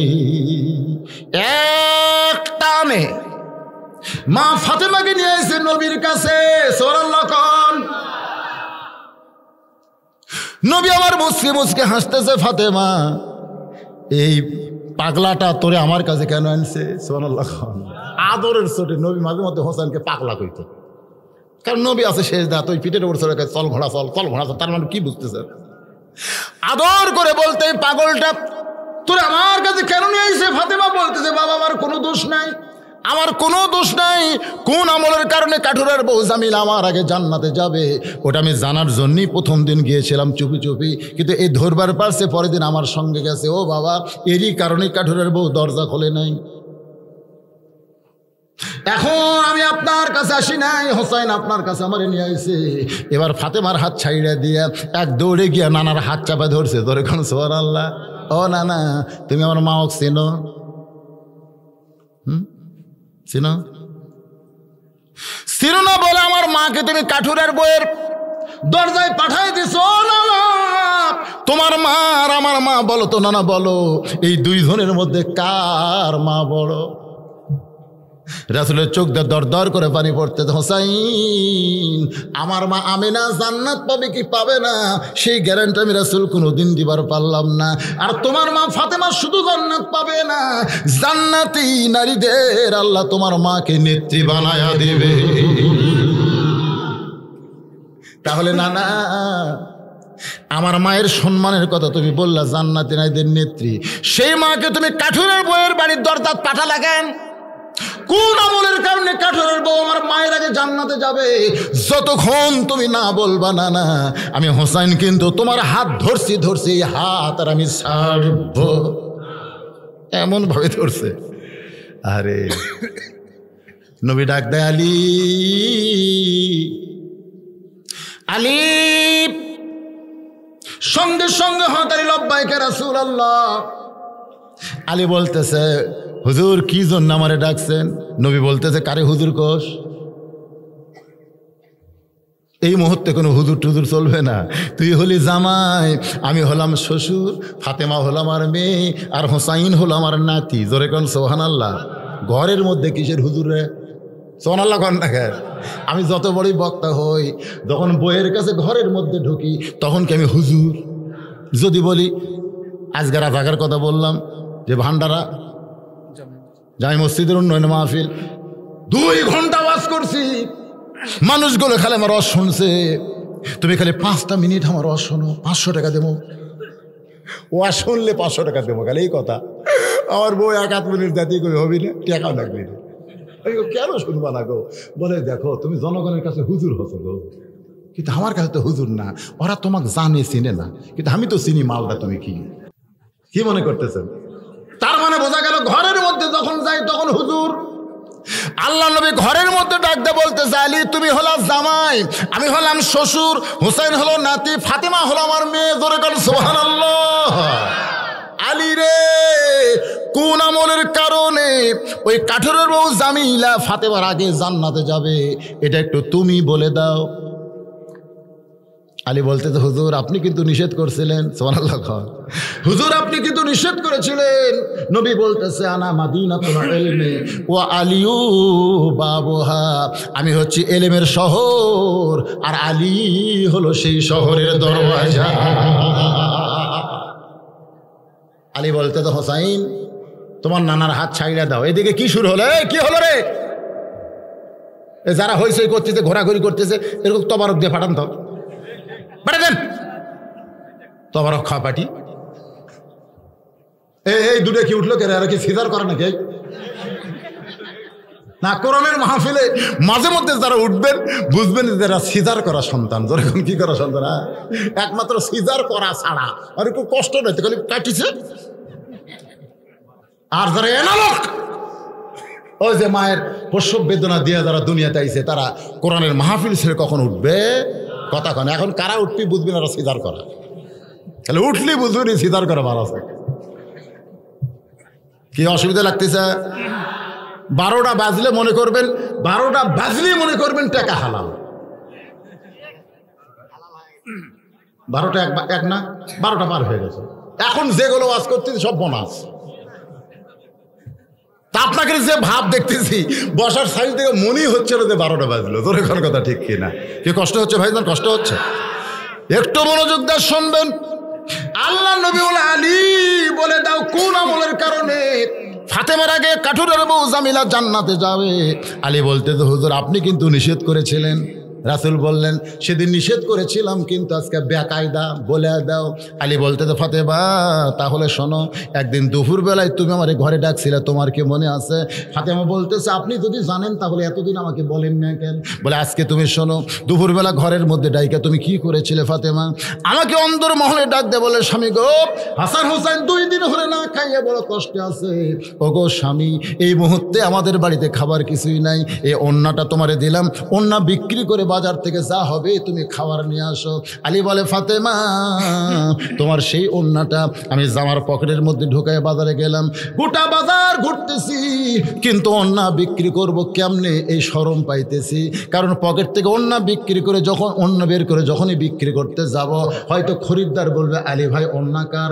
যদি বলি আমার বইয়ের, তাহলে পুরুষেরা বলবে, পুরুষ মানুষ তখনই দুর্বল হয় যখন বইয়ের জিনিস বেচে খায়। ঠিক? আপনার কি বইয়ের জিনিস বেচা খান না? বইয়ের জিনিস ভাত খাওয়ার সময় খালি বইয়ের গলার দিকে তাকা আছে। বউ কয়, কাঁটা ফুটবি, মাছের ভাত। কি দেখেন? বলে, দেখো রে, আমার জমির ধারে একটা জমিবার আছে, 80,000 টাকা দাম, 60,000 টাকা আছে গো, কিন্তু 20,000 টাকার জন্য জমিটা হাতছাড়া হচ্ছে। বউ কয়, ধৈর্য ধরো, ইন্নাল্লাহু মা'আস সাবিরিন। এ বছর হয়নি, সামনে বছর হবে। স্বামী রাগ করে, তোর বাপের টাকা দাও, যে আমার জন্য 1 বছর থুবি। তো বউ কয়ে, রাগ করো কে? স্বামী একটু ভাত খাওয়া বাদ দেয়, জোড়হাত। তুমি খালি একটু দয়া করো, তাহলে জায়গা হবে। বউ কই, দেখো আমার কি আছে, আমি কেমনে দয়া করবো? বলে, বিয়ের সময় তোমার বাবাতে গলাত মালা দিয়ে দিছে, যে মালা পরে আমাকে ভাত খিলাচ্ছে, খালি মালাটা দেও। 1 ভরি সোনা আছে, আগামী বছরে ভাত ছুঁয়ে বলতেছি, এই বছরে এই সময়ে তোমাকে 2 ভরি সোনার ডিজিটাল মালা দেবো। এমন ছাটি মারছে, বউ মালা খুলে দিছে। ওই বিক্রি করে জমি লিছে, 1-8 বছর হয়ে গেছে। ওই তারিখে বউ বলতেছে, কে গো, গত বছর এই দিনে গলার মালা খুলে দিলাম, 1 বছর পরে 2 ভরি সোনার ডিজিটাল মালা দেবেন, এখন পর্যন্ত কিন্তু মালা দেন নাই। স্বামী খালি মুসকি মুসকি হাসে। বউ কয়, হাসেন কেন? তুই কি বধূশীতের ওয়াজ শুনিস নি? মেয়েরা কয়, বধূশীতের ওয়াজ তো শুনছি। কি কইছে? বধূশীত কইছে, মেয়ে মানুষ কেবলমাত্র এক ব্যক্তির জন্য সাজতে পারবে, সেই ব্যক্তি হলো তার স্বামী। স্বামী ছাড়া অন্য কোনো পুরুষের জন্য মালা গলার দেওয়া জায়েজ নেই। এখন তুই বল, তোকে যদি মালা ছাড়াই আমার দেখতে ভালো লাগে, তাহলে মালার কি দরকার আছে রে? প্রেম হলো কলিজার ব্যাপার। বউ কয়, আল্লাহ রে, ই তো মস্ত বড় সিটার রে। কথা কিন্তু ঠিকই কইছে, কারণ আপনার বউয়ের গলার মালা কে দেখবে? স্বামী দেখবে। সেই স্বামী যদি মালা ছাড়াই দেখতে ভালো লাগে, তাহলে 2 ভরি মালা কেনার কি দরকার? এরকম কিছু স্বামী আছে না নাই, চাটি দিয়া বইয়ের জিনিস বেচা খায়। আলী ভাবতেছে, ওন্নাটা বের করে যখনই বলবো ফাতেমার, তখন মানুষ মনে মনে চিন্তা করবে বইয়ের ওন্না বিক্রি করতেছে, আলী দুর্বল হয়ে গেছে।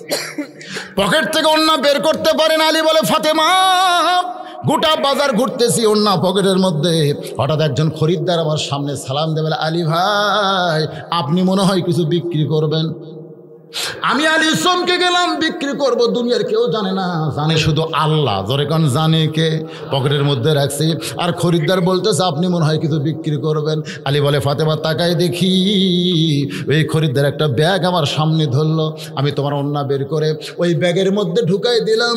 খরিদ্দার ওন্নার দিকে না তাকায় ব্যাগের মুখটা ধরে আমার হাতে 6টা দিরহাম দিয়ে চলে যায়। আমি আশ্চর্য হয়ে গেলাম, একটাবার খরিদ্দার তোমার ওন্না দেখলো না, স্পর্শ করলো না।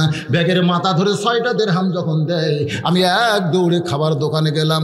ও দোকানদার, 6 দিরহামের যে খাবার হবে তাড়াতাড়ি প্যাকেট করে দাও। আমার হাসান হোসাইন 2 দিন হলে না খেয়ে আছে। দোকানদার 6টা দিরহামের খাবার প্যাকেট করে যখন আমার হাতে দিবে, এমন সময় একজন ফকির আমার সামনে সে সালাম দেয়া বলে, আলী রে, আজকে 3 দিন হলে কোনো কিছু খাই নাই। ও আলী, পারো তো আমার একটু সাহায্য করো, আমার একটু সাহায্য করো। ও ফাতেমা, আমার এত রাগ হয়ে গেল, তোমার ওন্না বিক্রি করার টাকা দিয়া খাবার প্যাকেট হয়ে গেছে। আর এমন সময় ফকির আমার কাছে যখন চাই, আমি কি করব? আমি যখন ফকিরকে কিছু বলবার চাইছি, এমন সময় আল্লাহর কোরআন বলতেছে, আম্মা সাইলা ফালা তানহার। আলী রে, ফকিরের সঙ্গে খারাপ ব্যবহার করো না। আলী বলে, ফাতেমা, চিন্তায় পড়ে গেলাম। 6টা দিরহামের 1টা দিরহাম ফকিরকে দিব, আর বাকি 5টা দিরহাম নিয়ে খাবার নিব। এই চিন্তা করে পকেট থেকে 1টা দিরহাম বের করে যখন ফকিরকে দিবার চাই, এমন সময় আল্লাহর কোরআন আমাকে বলতেছে, ওমা তুনফিকু মিন শাইইন ফি সাবিলিল্লাহি ওয়াফা ইলাইকুম ওয়া আনতুম লা তুজলামুন। আলী রে, তুই ফকিরকে 1টা দিরহাম দিবি, তুই কি জানিস আলী, ওই 1টা দিরহাম তোর খরচ হবে, তোর নষ্ট হবে না। ওয়াফাইলাইকুম, আমি আল্লাহ তোকে 10 দিরহাম ফেরত দিব। আলী রে, তুই যদি ফকিরকে 2টা দিরহাম দিস, আমি তোকে 20টা দিরহাম ফেরত দেব। তুই যদি ফকিরকে 6টা দিরহাম দিস, আমি আল্লাহ তোকে 60 দিরহাম ফিরাইয়া দিব। আলী বলতে, তো ফাতেমা, আমি নিজের হাসান হোসেনের দিকে খেয়াল না করে আল্লাহর কোরআনের দিকে খেয়াল করে ওই ফকিরকে 6টা দিরহাম দিয়ে দিলাম। সুবহানাল্লাহ কোন। ফকির যখন 6টা দিরহাম নিয়ে চলে যায়, এমন সময় দোকানদার বলতেছে, আলী ভাই, খাবার প্যাকেট করলাম, সেই প্যাকেট না নিয়ে ফকিরকে দান করে দিলেন, এখন আপনার খাবার প্যাকেটের খবর কি? আমি তখন বললাম, দোকানদার, 1 প্যাকেট দিয়ে আমার কি হবে, তুমি 2 বস্তা খাবার প্যাকেট করো, 2 বস্তা খাবার প্যাকেট করো। কিছুক্ষণ পর আমি 2 বস্তা নিয়ে যাব। আলী বলে, ফাতেমা, দোকানদারকে 2 বস্তা খাবার প্যাকেট করার কথা বলে আমি বাজারের মধ্যে ঘুরতেছি। আমার মন বলতেছে, হাসান হোসেন ক্ষুধার জ্বালায় কাঁদতেছে, ফাতেমা ওন্না বিক্রি করে দিছে, সেই ওন্না বিক্রি করার টাকা তুই দান করে দিলি, এখন তুই কি করবি? আমার মন যখন এমন কথা বলে, আমার ঈমান বলতেছে, আলী রে, আল্লাহ কোনোদিন কাউকে ঠকায় না, আল্লাহর কোরআন হলো চূড়ান্ত সত্য। ধরে কোন ঠিক কিনা? এমন সময় দেখি এক ব্যক্তি উট নিয়ে আমার সামনে বলে, আলী ভাই, উটটাকে নেবেন? আমি কলাম, এমটি পকেট, 1 টাকাও নেই, উটটা কেমনে নিব? উটরা বলতেছে, 100 দিরহাম বাকিতে উটটা কিনেন, বিক্রি করে টাকা দিবেন, সেটাও কি পারবেন না? আলী বলে, ফাতেমা এত বড় সুযোগ আমি হাতছাড়া করলাম না, বিক্রি করে টাকা দেওয়া, কি বুঝতেছেন? 100 দিরহামে বাকিতে উটটা নিয়ে যেই মাত্র উটের বাজারে গেছি, চারিদিক থেকে সবাই চলে আসে, আলী ভাই কবে থেকে উটের ব্যবসা শুরু করলেন? সবাই হযরত আলীকে চিনে কি চেনে না? জোরে খান। সবাই বলতে যে কবে থেকে উটের ব্যবসা শুরু করলেন, কত দাম নিবেন? আমি বললাম কত দাম নিব সেটা বলবো না, তোমাদের মধ্যে খরিদ্দার বলো কত দিবা। এক খরিদ্দার আমার কানে কানে কই, এত সুন্দর উট 160 দিরহাম দিয়া দিলাম। আলী বলে, ফাতেমা 160 দিরহাম উটটা বিক্রি করে 100 দিরহাম উট ওলারে ফেরত দিয়া বাকি 60টা দিরহাম নিয়ে দোকানে গেলাম, দেখি দোকানদার খালি রাগে ফুসতিছে, কারণ এক ব্যাগ করে সেটা খুলে রাখছে 2 বস্তার প্যাকেট, এর মধ্যে আমার খবর নাই। আমি সালাম দিয়ে বললাম, ভাইজান কত দাম? বলে 60 দিরহাম। আমি 60 দিরহাম দিয়ে 2 বস্তা খাবার, 1 বস্তা হাতে 1 বস্তা কান্দে নিয়ে যখন তোমার ঘরের দরজায়, ফাতেমা বলতেছে, স্বামী গো, জামিল আমার আগে কেমনি জান্নাতে যাবে সেইটা না বলে কি ওয়াজ শুরু করছেন? আলী বলতেছে, ফাতেমা মেয়ে মানুষের ধৈর্য কম, একটু ধৈর্য ধরো, ইন্নাল্লাহ মা'আস সাবিরিন। ও ফাতেমা, তোমার কি মনে আছে আমি 2 বস্তা খাবার নিয়ে তোমার ঘরের দরজায়, তুমি দরজা বন্ধ করে দিলে, স্বামীর কান্দে বস্তা হাতে বস্তা দেখে তুমি দয়া না করে দরজা বন্ধ করলা। আমি সালাম দিয়ে বললাম, ফাতেমা দরজা খোলো। তুমি তখন জানলা দিয়ে আমার কি বলেছিলে মনে আছে? তুমি কইলা 6টা দিরহাম বিক্রি, ওন্না বিক্রি করার টাকা দিয়া বড়জোর 1 প্যাকেট খাবার হবে। একটা যে ওন্না দিছি, ওন্না বিক্রি করার টাকা দিয়ে বড়জোর 1 প্যাকেট খাবার হবে, কিন্তু আপনি 2 বস্তা খাবার কোথায় পাইলেন? আমি কিন্তু তখন বলেছিলাম আগে দরজা খোলো তারপরে বলবো, তুমি তখন বলেছিলে না আগে বলেন তারপরে দরজা খুলবো। এক সময় আল্লাহর কোরআন বলতেছে, রিজালু কাওয়ামুন আলান নিসা, পুরুষের নারীদের উপরে থাকবে। জোরে গান সুবহানাল্লাহ।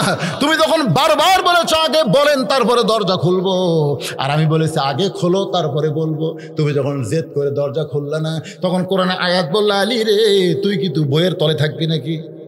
তোর বউ যখন খুলতেছে না তুই ঘরের মধ্যে ঢুকিস না।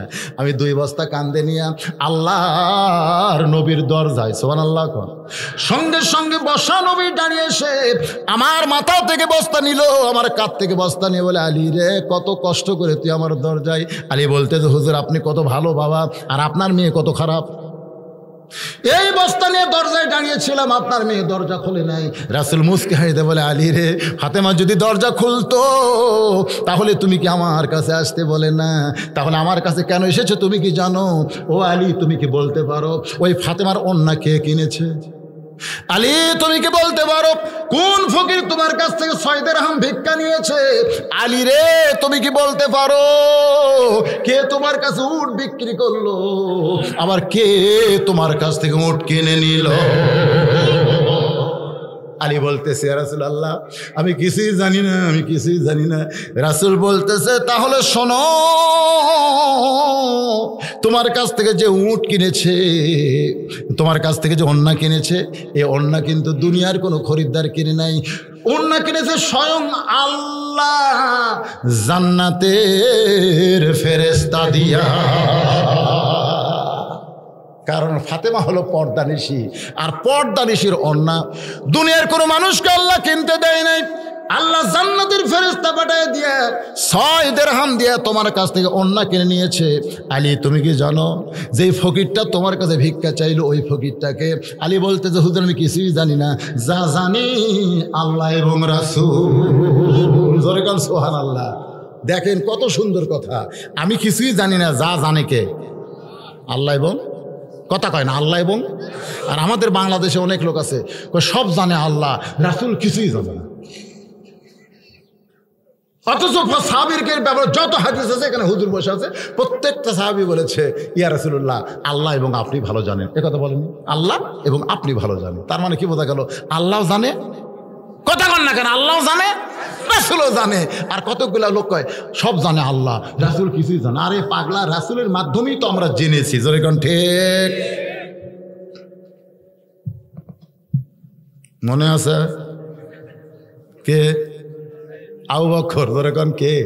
হে কথা কোন কে?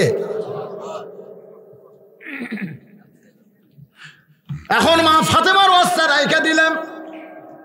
আবু বকরের কাছে চলে আসতেছি, আবু জেহেল 3 ধাপ পিছনে গেছে। শুনবেন, শুনবেন, কারা কারা আল্লাহ হাত দেখান, লিল্লাহে তাকবীর। আচ্ছা ঠিক আছে, ওই যে 6 দিরহাম ফকির ভিক্ষা নিল, কোন আমলের কারণে জামিলা ফাতেমার আগে জান্নাতে যাবে? আপনারা না শুনলেও মেয়ে মানুষেরা শুন, তাহলে আপনারা একটা শোনেন আর একটা শুনুন।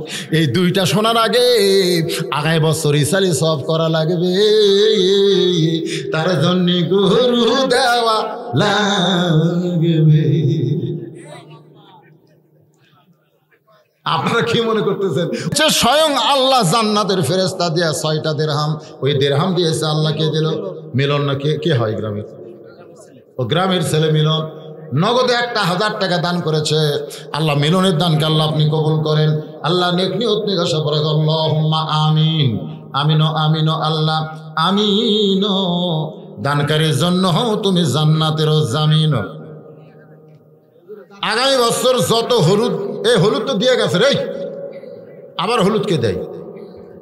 নাম মোহাম্মদ আশিক ইসলাম, পিতা আবুল হোসেন। যত হলুদ লাগবে সব হলুদ দেবে। দাদা মারা গেছে, হ্যাঁ দাদা, তোমার দাদা মারা গেছে। দেখেন কেমন লাগতি দাদার কথা ইসালে সব মাহফিল যায়। এখানে হাজার হাজার মানুষকে দোয়া হবে প্রত্যেক বছর। বাবা তো সেই দোয়ার মাহফিল একটু শরীক হবেন না? দাদা মারা গেছে, দাদা রুহের মাত্রাতে নাতি 1000 টাকা দান করেছে। আল্লাহ নাতির দানকে কবুল করেন। আল্লাহ দাদার কবরকে জান্নাতের টুকরা বানায় দেন। আল্লাহুম্মা আমিন। বাবা কান্দে, মা কান্দে, কবরেতে শুইয়া, দেখলি না রে দরদের বেটা একবার আসিয়া।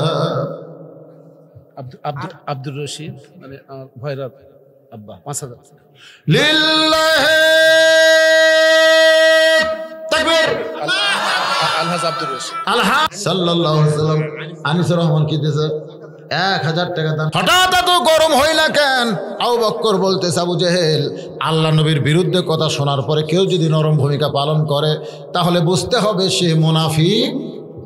কথা কয় না, মুনাফিক হয়ে গেছে। আপনাদের মনে আছে না ভুলে গেছেন? আমাদের বাংলাদেশে একটা দল আছে যারা আমাদের নবীকে শেষ নবী মানে না। এই দলের নাম হলো কাদিয়ানি গ্রুপ। জোরে কোন কি গ্রুপ? কাদিয়ানি। আমাদের বাংলাদেশের সমস্ত আলেম ওলামা সরকারের কাছে দরখাস্ত করেছে কাদিয়ানীদের অমুসলিম ঘোষণা করা হোক। আল্লাহ কোরআনে বলেছেন, মা কানা মুহাম্মাদুন আবা আহাদিম মির রিজালিকুম ওয়ালাকির রাসূলুল্লাহি ওয়া খাতামান নাবিয়্যিন। আল্লাহু আকবার। আবু জেহেল বলতেছে, আবু বকর কি জন্য পাগল কইছি তুমি কি জানো? তোমাদের নবী কইছে বাইতুল মুকাদ্দাসের ভিতরে আজকে রাত্রিবেলা নামাজ পড়ানোর পরে 7 আসমান পাড়ি দিয়ে আল্লাহর আরশে গেছে। আল্লাহ পাক নাকি 5 ওয়াক্ত নামাজ দিয়েছে। সকালবেলায় গাঁজাখুরি গল্প আমার কাছে করলো। এখন বলে, আবু বকর ওই মানুষকে কি সুস্থ মানুষ বলা যায়? আবু বকর বলে, আবু জেহেল এই কথা যদি আল্লাহর নবী বলে থাকে তাহলে এক বিন্দু মিথ্যা বলে নাই। আবু জেহেল বলতে তোমার সকালটাই মাটি। আর সকালটাই কি? কার কাছে খবর দিলাম, কাম হলো না। আবু বকর খবর শোনার পরে দৌড়ে নবীর কাছে গিয়ে দেখে নবী কাবার সঙ্গে হেলান দিয়া 2 চোখ দিয়ে চোখের পানি গাল ভিজায় ফেলতেছে। আবু বকর মাথার পাগড়ি খোলে, নবীর চোখের পানি মুছে বলি, ইয়া রাসূলুল্লাহ এই বছরটা হলো আপনার কষ্টের বছর। যেই বছর আপনার চাচা আবু তালেব মারা গেল, যেই বছরে আপনার দরদের বিবি খাদিজা মারা গেছে, যেই বছরে তাইফের ময়দানে গিয়ে আপনি রক্তাক্ত হলেন, আর সেই বছরে আল্লাহর আরশে গিয়া আল্লাহ পাক আপনাকে 5 ওয়াক্ত নামাজ দিয়েছে। ওগো নবী এত খুশির খবর আপনি কেন কাঁদতেছেন? রাসূল বলে, আবু বকর এই খবর তোমারে কে দিয়েছে বাজান, কে দিল? আবু বকর বলতেছে, আবু জেহেল এই খবর দিয়েছে। আবু জেহেল এই খবর দিয়েছে। নবী চমকে বলে, তোমার কি বিশ্বাস হয়? আবু বকর বলে, সাদ্দাকতে ইয়া রাসূলুল্লাহ এক বিন্দু মিথ্যা নয়। সঙ্গে সঙ্গে নবী চোখের পানি মুছে মুস্কি হাসি দেয়। মুস্কি হাসি বলে, আবু বকর আবু জেহেল যখন আমাকে পাগল বলেছে তখন থেকে আমার মনে বড় কষ্ট, না জানি কি হয়, কেউ কি বিশ্বাস করবে। কিন্তু তুমি যখন সাদ্দাকতা বলে দিলে আনন্দে আমার অন্তর ভরে গেল। আল্লাহ বলে, হাবিব যে আপনার মনে আনন্দ দেয় সে শুধু আবু বকর নয়, আজ থেকে সিদ্দিক ডিগ্রি আমি দিয়া দিলাম। জোরে বলেন না সুবহানাল্লাহ। জি, ভাইস চেয়ারম্যান মসজিদের জন্য 25 বস্তা সিমেন্ট দান করবে। আল্লাহ তার দানকে কবুল করেন। জোরে বলে আল্লাহুম্মা আমিন। হ্যাঁ, জি জি, হারুন রশিদ। তো আপনাকে যারা কমিটির মধ্যে মাহফিল কমিটি, সব কমিটি, মসজিদ কমিটি সবাই দিয়েছেন, আপনারা দিয়েছেন সবাই? না, দিচ্ছে বলে হবে না তো, দিয়ে দেন। না না, লেয়াল পামো করলে হবে। তাই আল্লাহ নবী বলতেছেন, আলী বলো, ফাতেমা জানতে চায় কোন আমলের কারণে কাঠুরের বিবি জামিলা ফাতেমার আগে জান্নাতে যাবে। আলী বলতেছে, ফাতেমা, আমি যখন আল্লাহর নবীর কাছে আসলাম 2 বস্তা নিয়ে, তুমি যখন দরজা খোলো নাই, মনে আছে তোমার?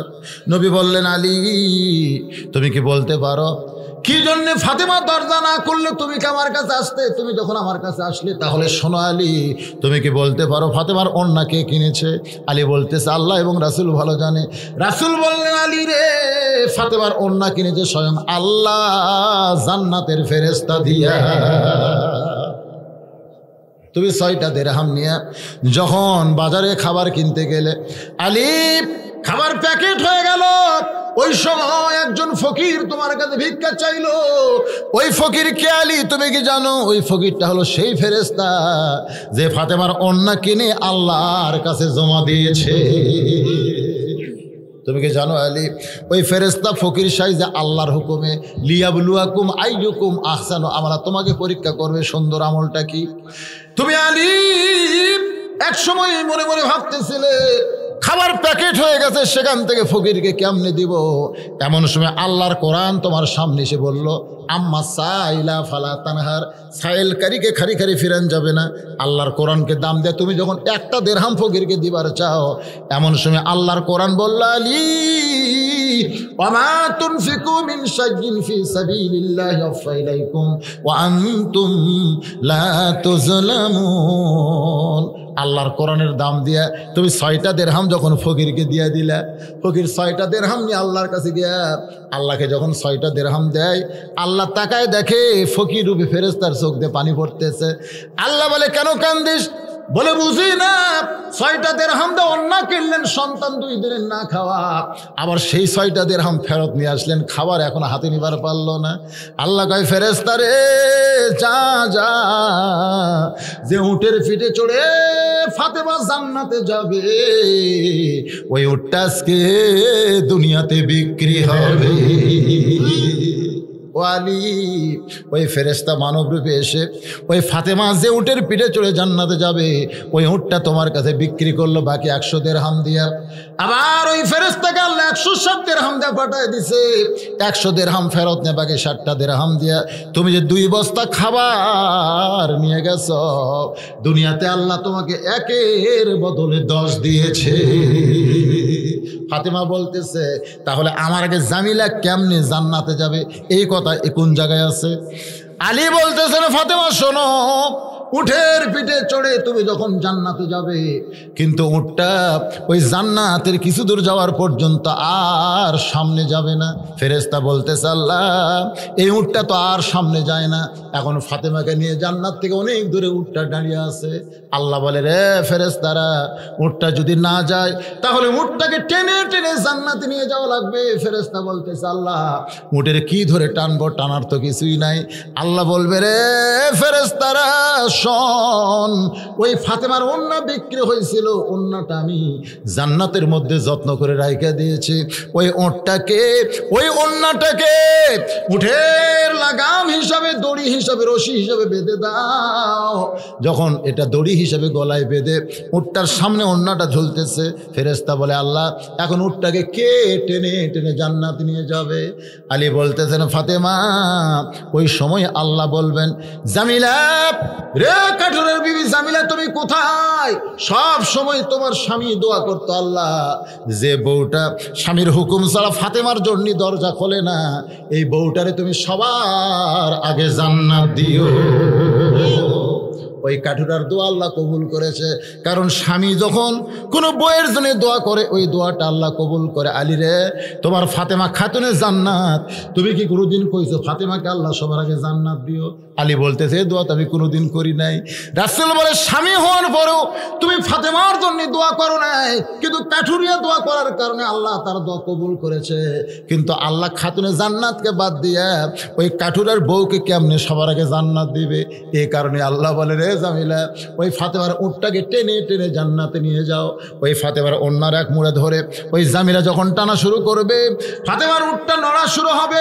টানতে টানতে এক সময় উটের পিঠ থেকে ফাতেমার পা জান্নাতে পড়ার আগে ওই কাঠুরার বিবির পা জান্নাতে ঢুকে পড়বে। ও মায়েরা, সঙ্গে সঙ্গে ফাতেমা চিৎকার দিয়ে বলে আল্লাহ, যেই মেয়েরা স্বামীর কথা মতো চলবে, স্বামীর হুকুম ছাড়া কিছুই করবে না, সেই সকল মেয়েকে, আর যে মেয়েরা পর্দা মেনে চলবে, এই সকল মেয়েকে ফাতেমা জামিলার সঙ্গে জান্নাত দিয়ে দিও। আমার মায়েদের জন্য বলতেছিলাম, মা স্বামীর কথা মতো চলা লাগবে, আর একটা হলো মা ফাতেমার মতন পর্দানিশী হওয়া লাগবে। মেয়েদের আমল কিন্তু বেশি না, বেশি আমল আছে। 1 নম্বর হলো নামাজ, 2 নম্বর রোজা, 3 নম্বর সতীত্বের হেফাজত পর্দা, আর 4 নম্বর হলো স্বামীর কথা মতো চলা।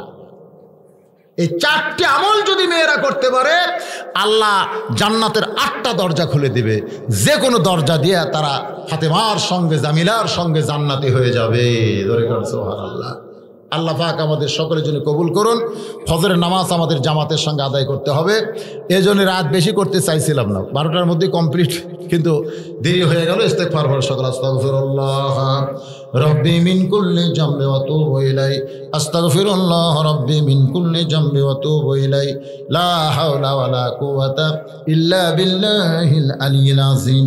আল্লাহুম্মা সাল্লি আলা সাইয়্যিদিনা শাফিনা নাবিয়িনা মাওলানা মুহাম্মদ ওয়া আলা আলিহি ওয়া আসহাবিহি ওয়া বারাক সাল্লিম। দোয়া করে দিলাম। আল্লাহুম্মা আমিন। আল্লাহুম্মা আনতাস সালাম ওয়া মিনকাস সালাম, তাবারাকতা ইয়া যাল জালালি ওয়াল ইকরাম। আয় আল্লাহ তাআলা, সেই মাগরিবের নামাজের পর থেকে এখন প্রায় রাত 1টা বাজতেছে, এই দীর্ঘ সময় পর্যন্ত তোমার পাগল বান্দাবান্দিরা আরামের বাড়ি, আরামের ঘুমকে বাদ দিয়া কোরআন হাদিসের মহব্বত কলিজার মধ্যে নিয়া এই জান্নাতের বাগানে বসে বসে কোরআন হাদিসের আলোচনা শোনার শেষে আমি গুনাহগারের সঙ্গে রহমতের দরজায় ফকির হয়ে দোকানা হাত তুলেছে। আল্লাহ মেহেরবানি করে আজকের এই মাহফিল আমাদের সকলের হেদায়েতের জন্যে, নাজাতের জন্যে, জান্নাতের জন্যে কবুল করো। এই মাহফিলের শুরু থেকে শেষ পর্যন্ত যত আলোচনা হয়েছে আল্লাহ, এর মধ্যে যদি ত্রুটি হয়, ভুল হয়, মাফ করে দিও। এর হাদিয়া মঞ্জুর করো। সোনার মদিনায় নবী পাকের রওজা মুবারকে আল্লাহ কবুল করে নিও। तमाम আম্বিয়া কেরাম, আসহাবে কেরাম, তাবিনী কেরাম, তাবিনী কেরাম, तमाम পৃথিবীর মাটির নিচে যত মুমিন মুমিনা আছে আল্লাহ সকল আরওয়াফের হাদিয়া কবুল করো। মাবুদ,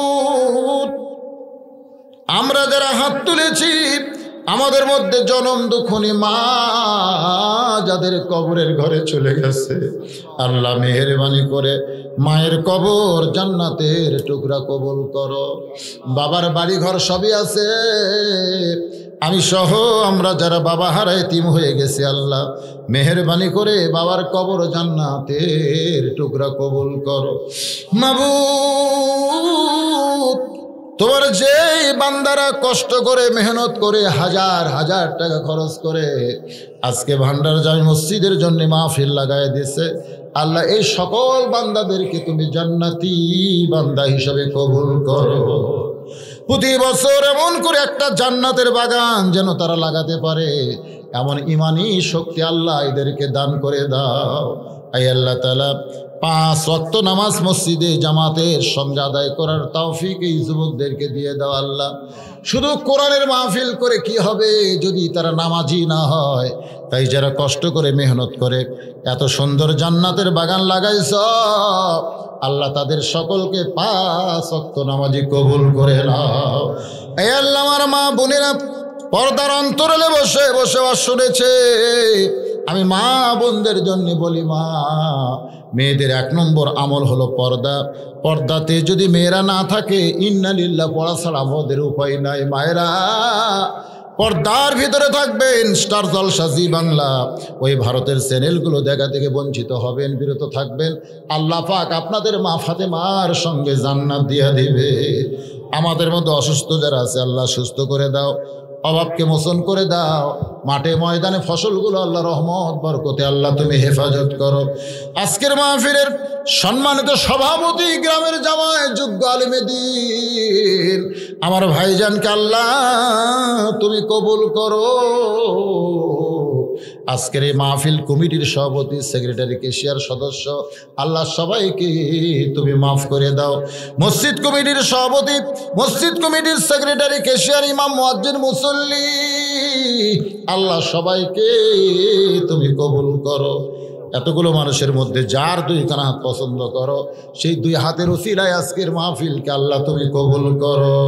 যেদিন আমাদের মৃত্যু হবে দিনটা যেন জুমার দিন হয় আল্লাহ, মাসটা যেন রমজান মাস হয়, ইমানের সাথে ইজ্জতের সাথে মুসলমান হইয়া দুনিয়া থেকে যেন বিদায় নিতে পারে আল্লাহ তুমি কবুল করো। গোটা বিশ্বের মুসলমানকে আল্লাহ তুমি হেফাজত করো। আমার বাংলাদেশের প্রতি রহম করো। অত্র এলাকার উপরে তুমি রহমত আর বরকত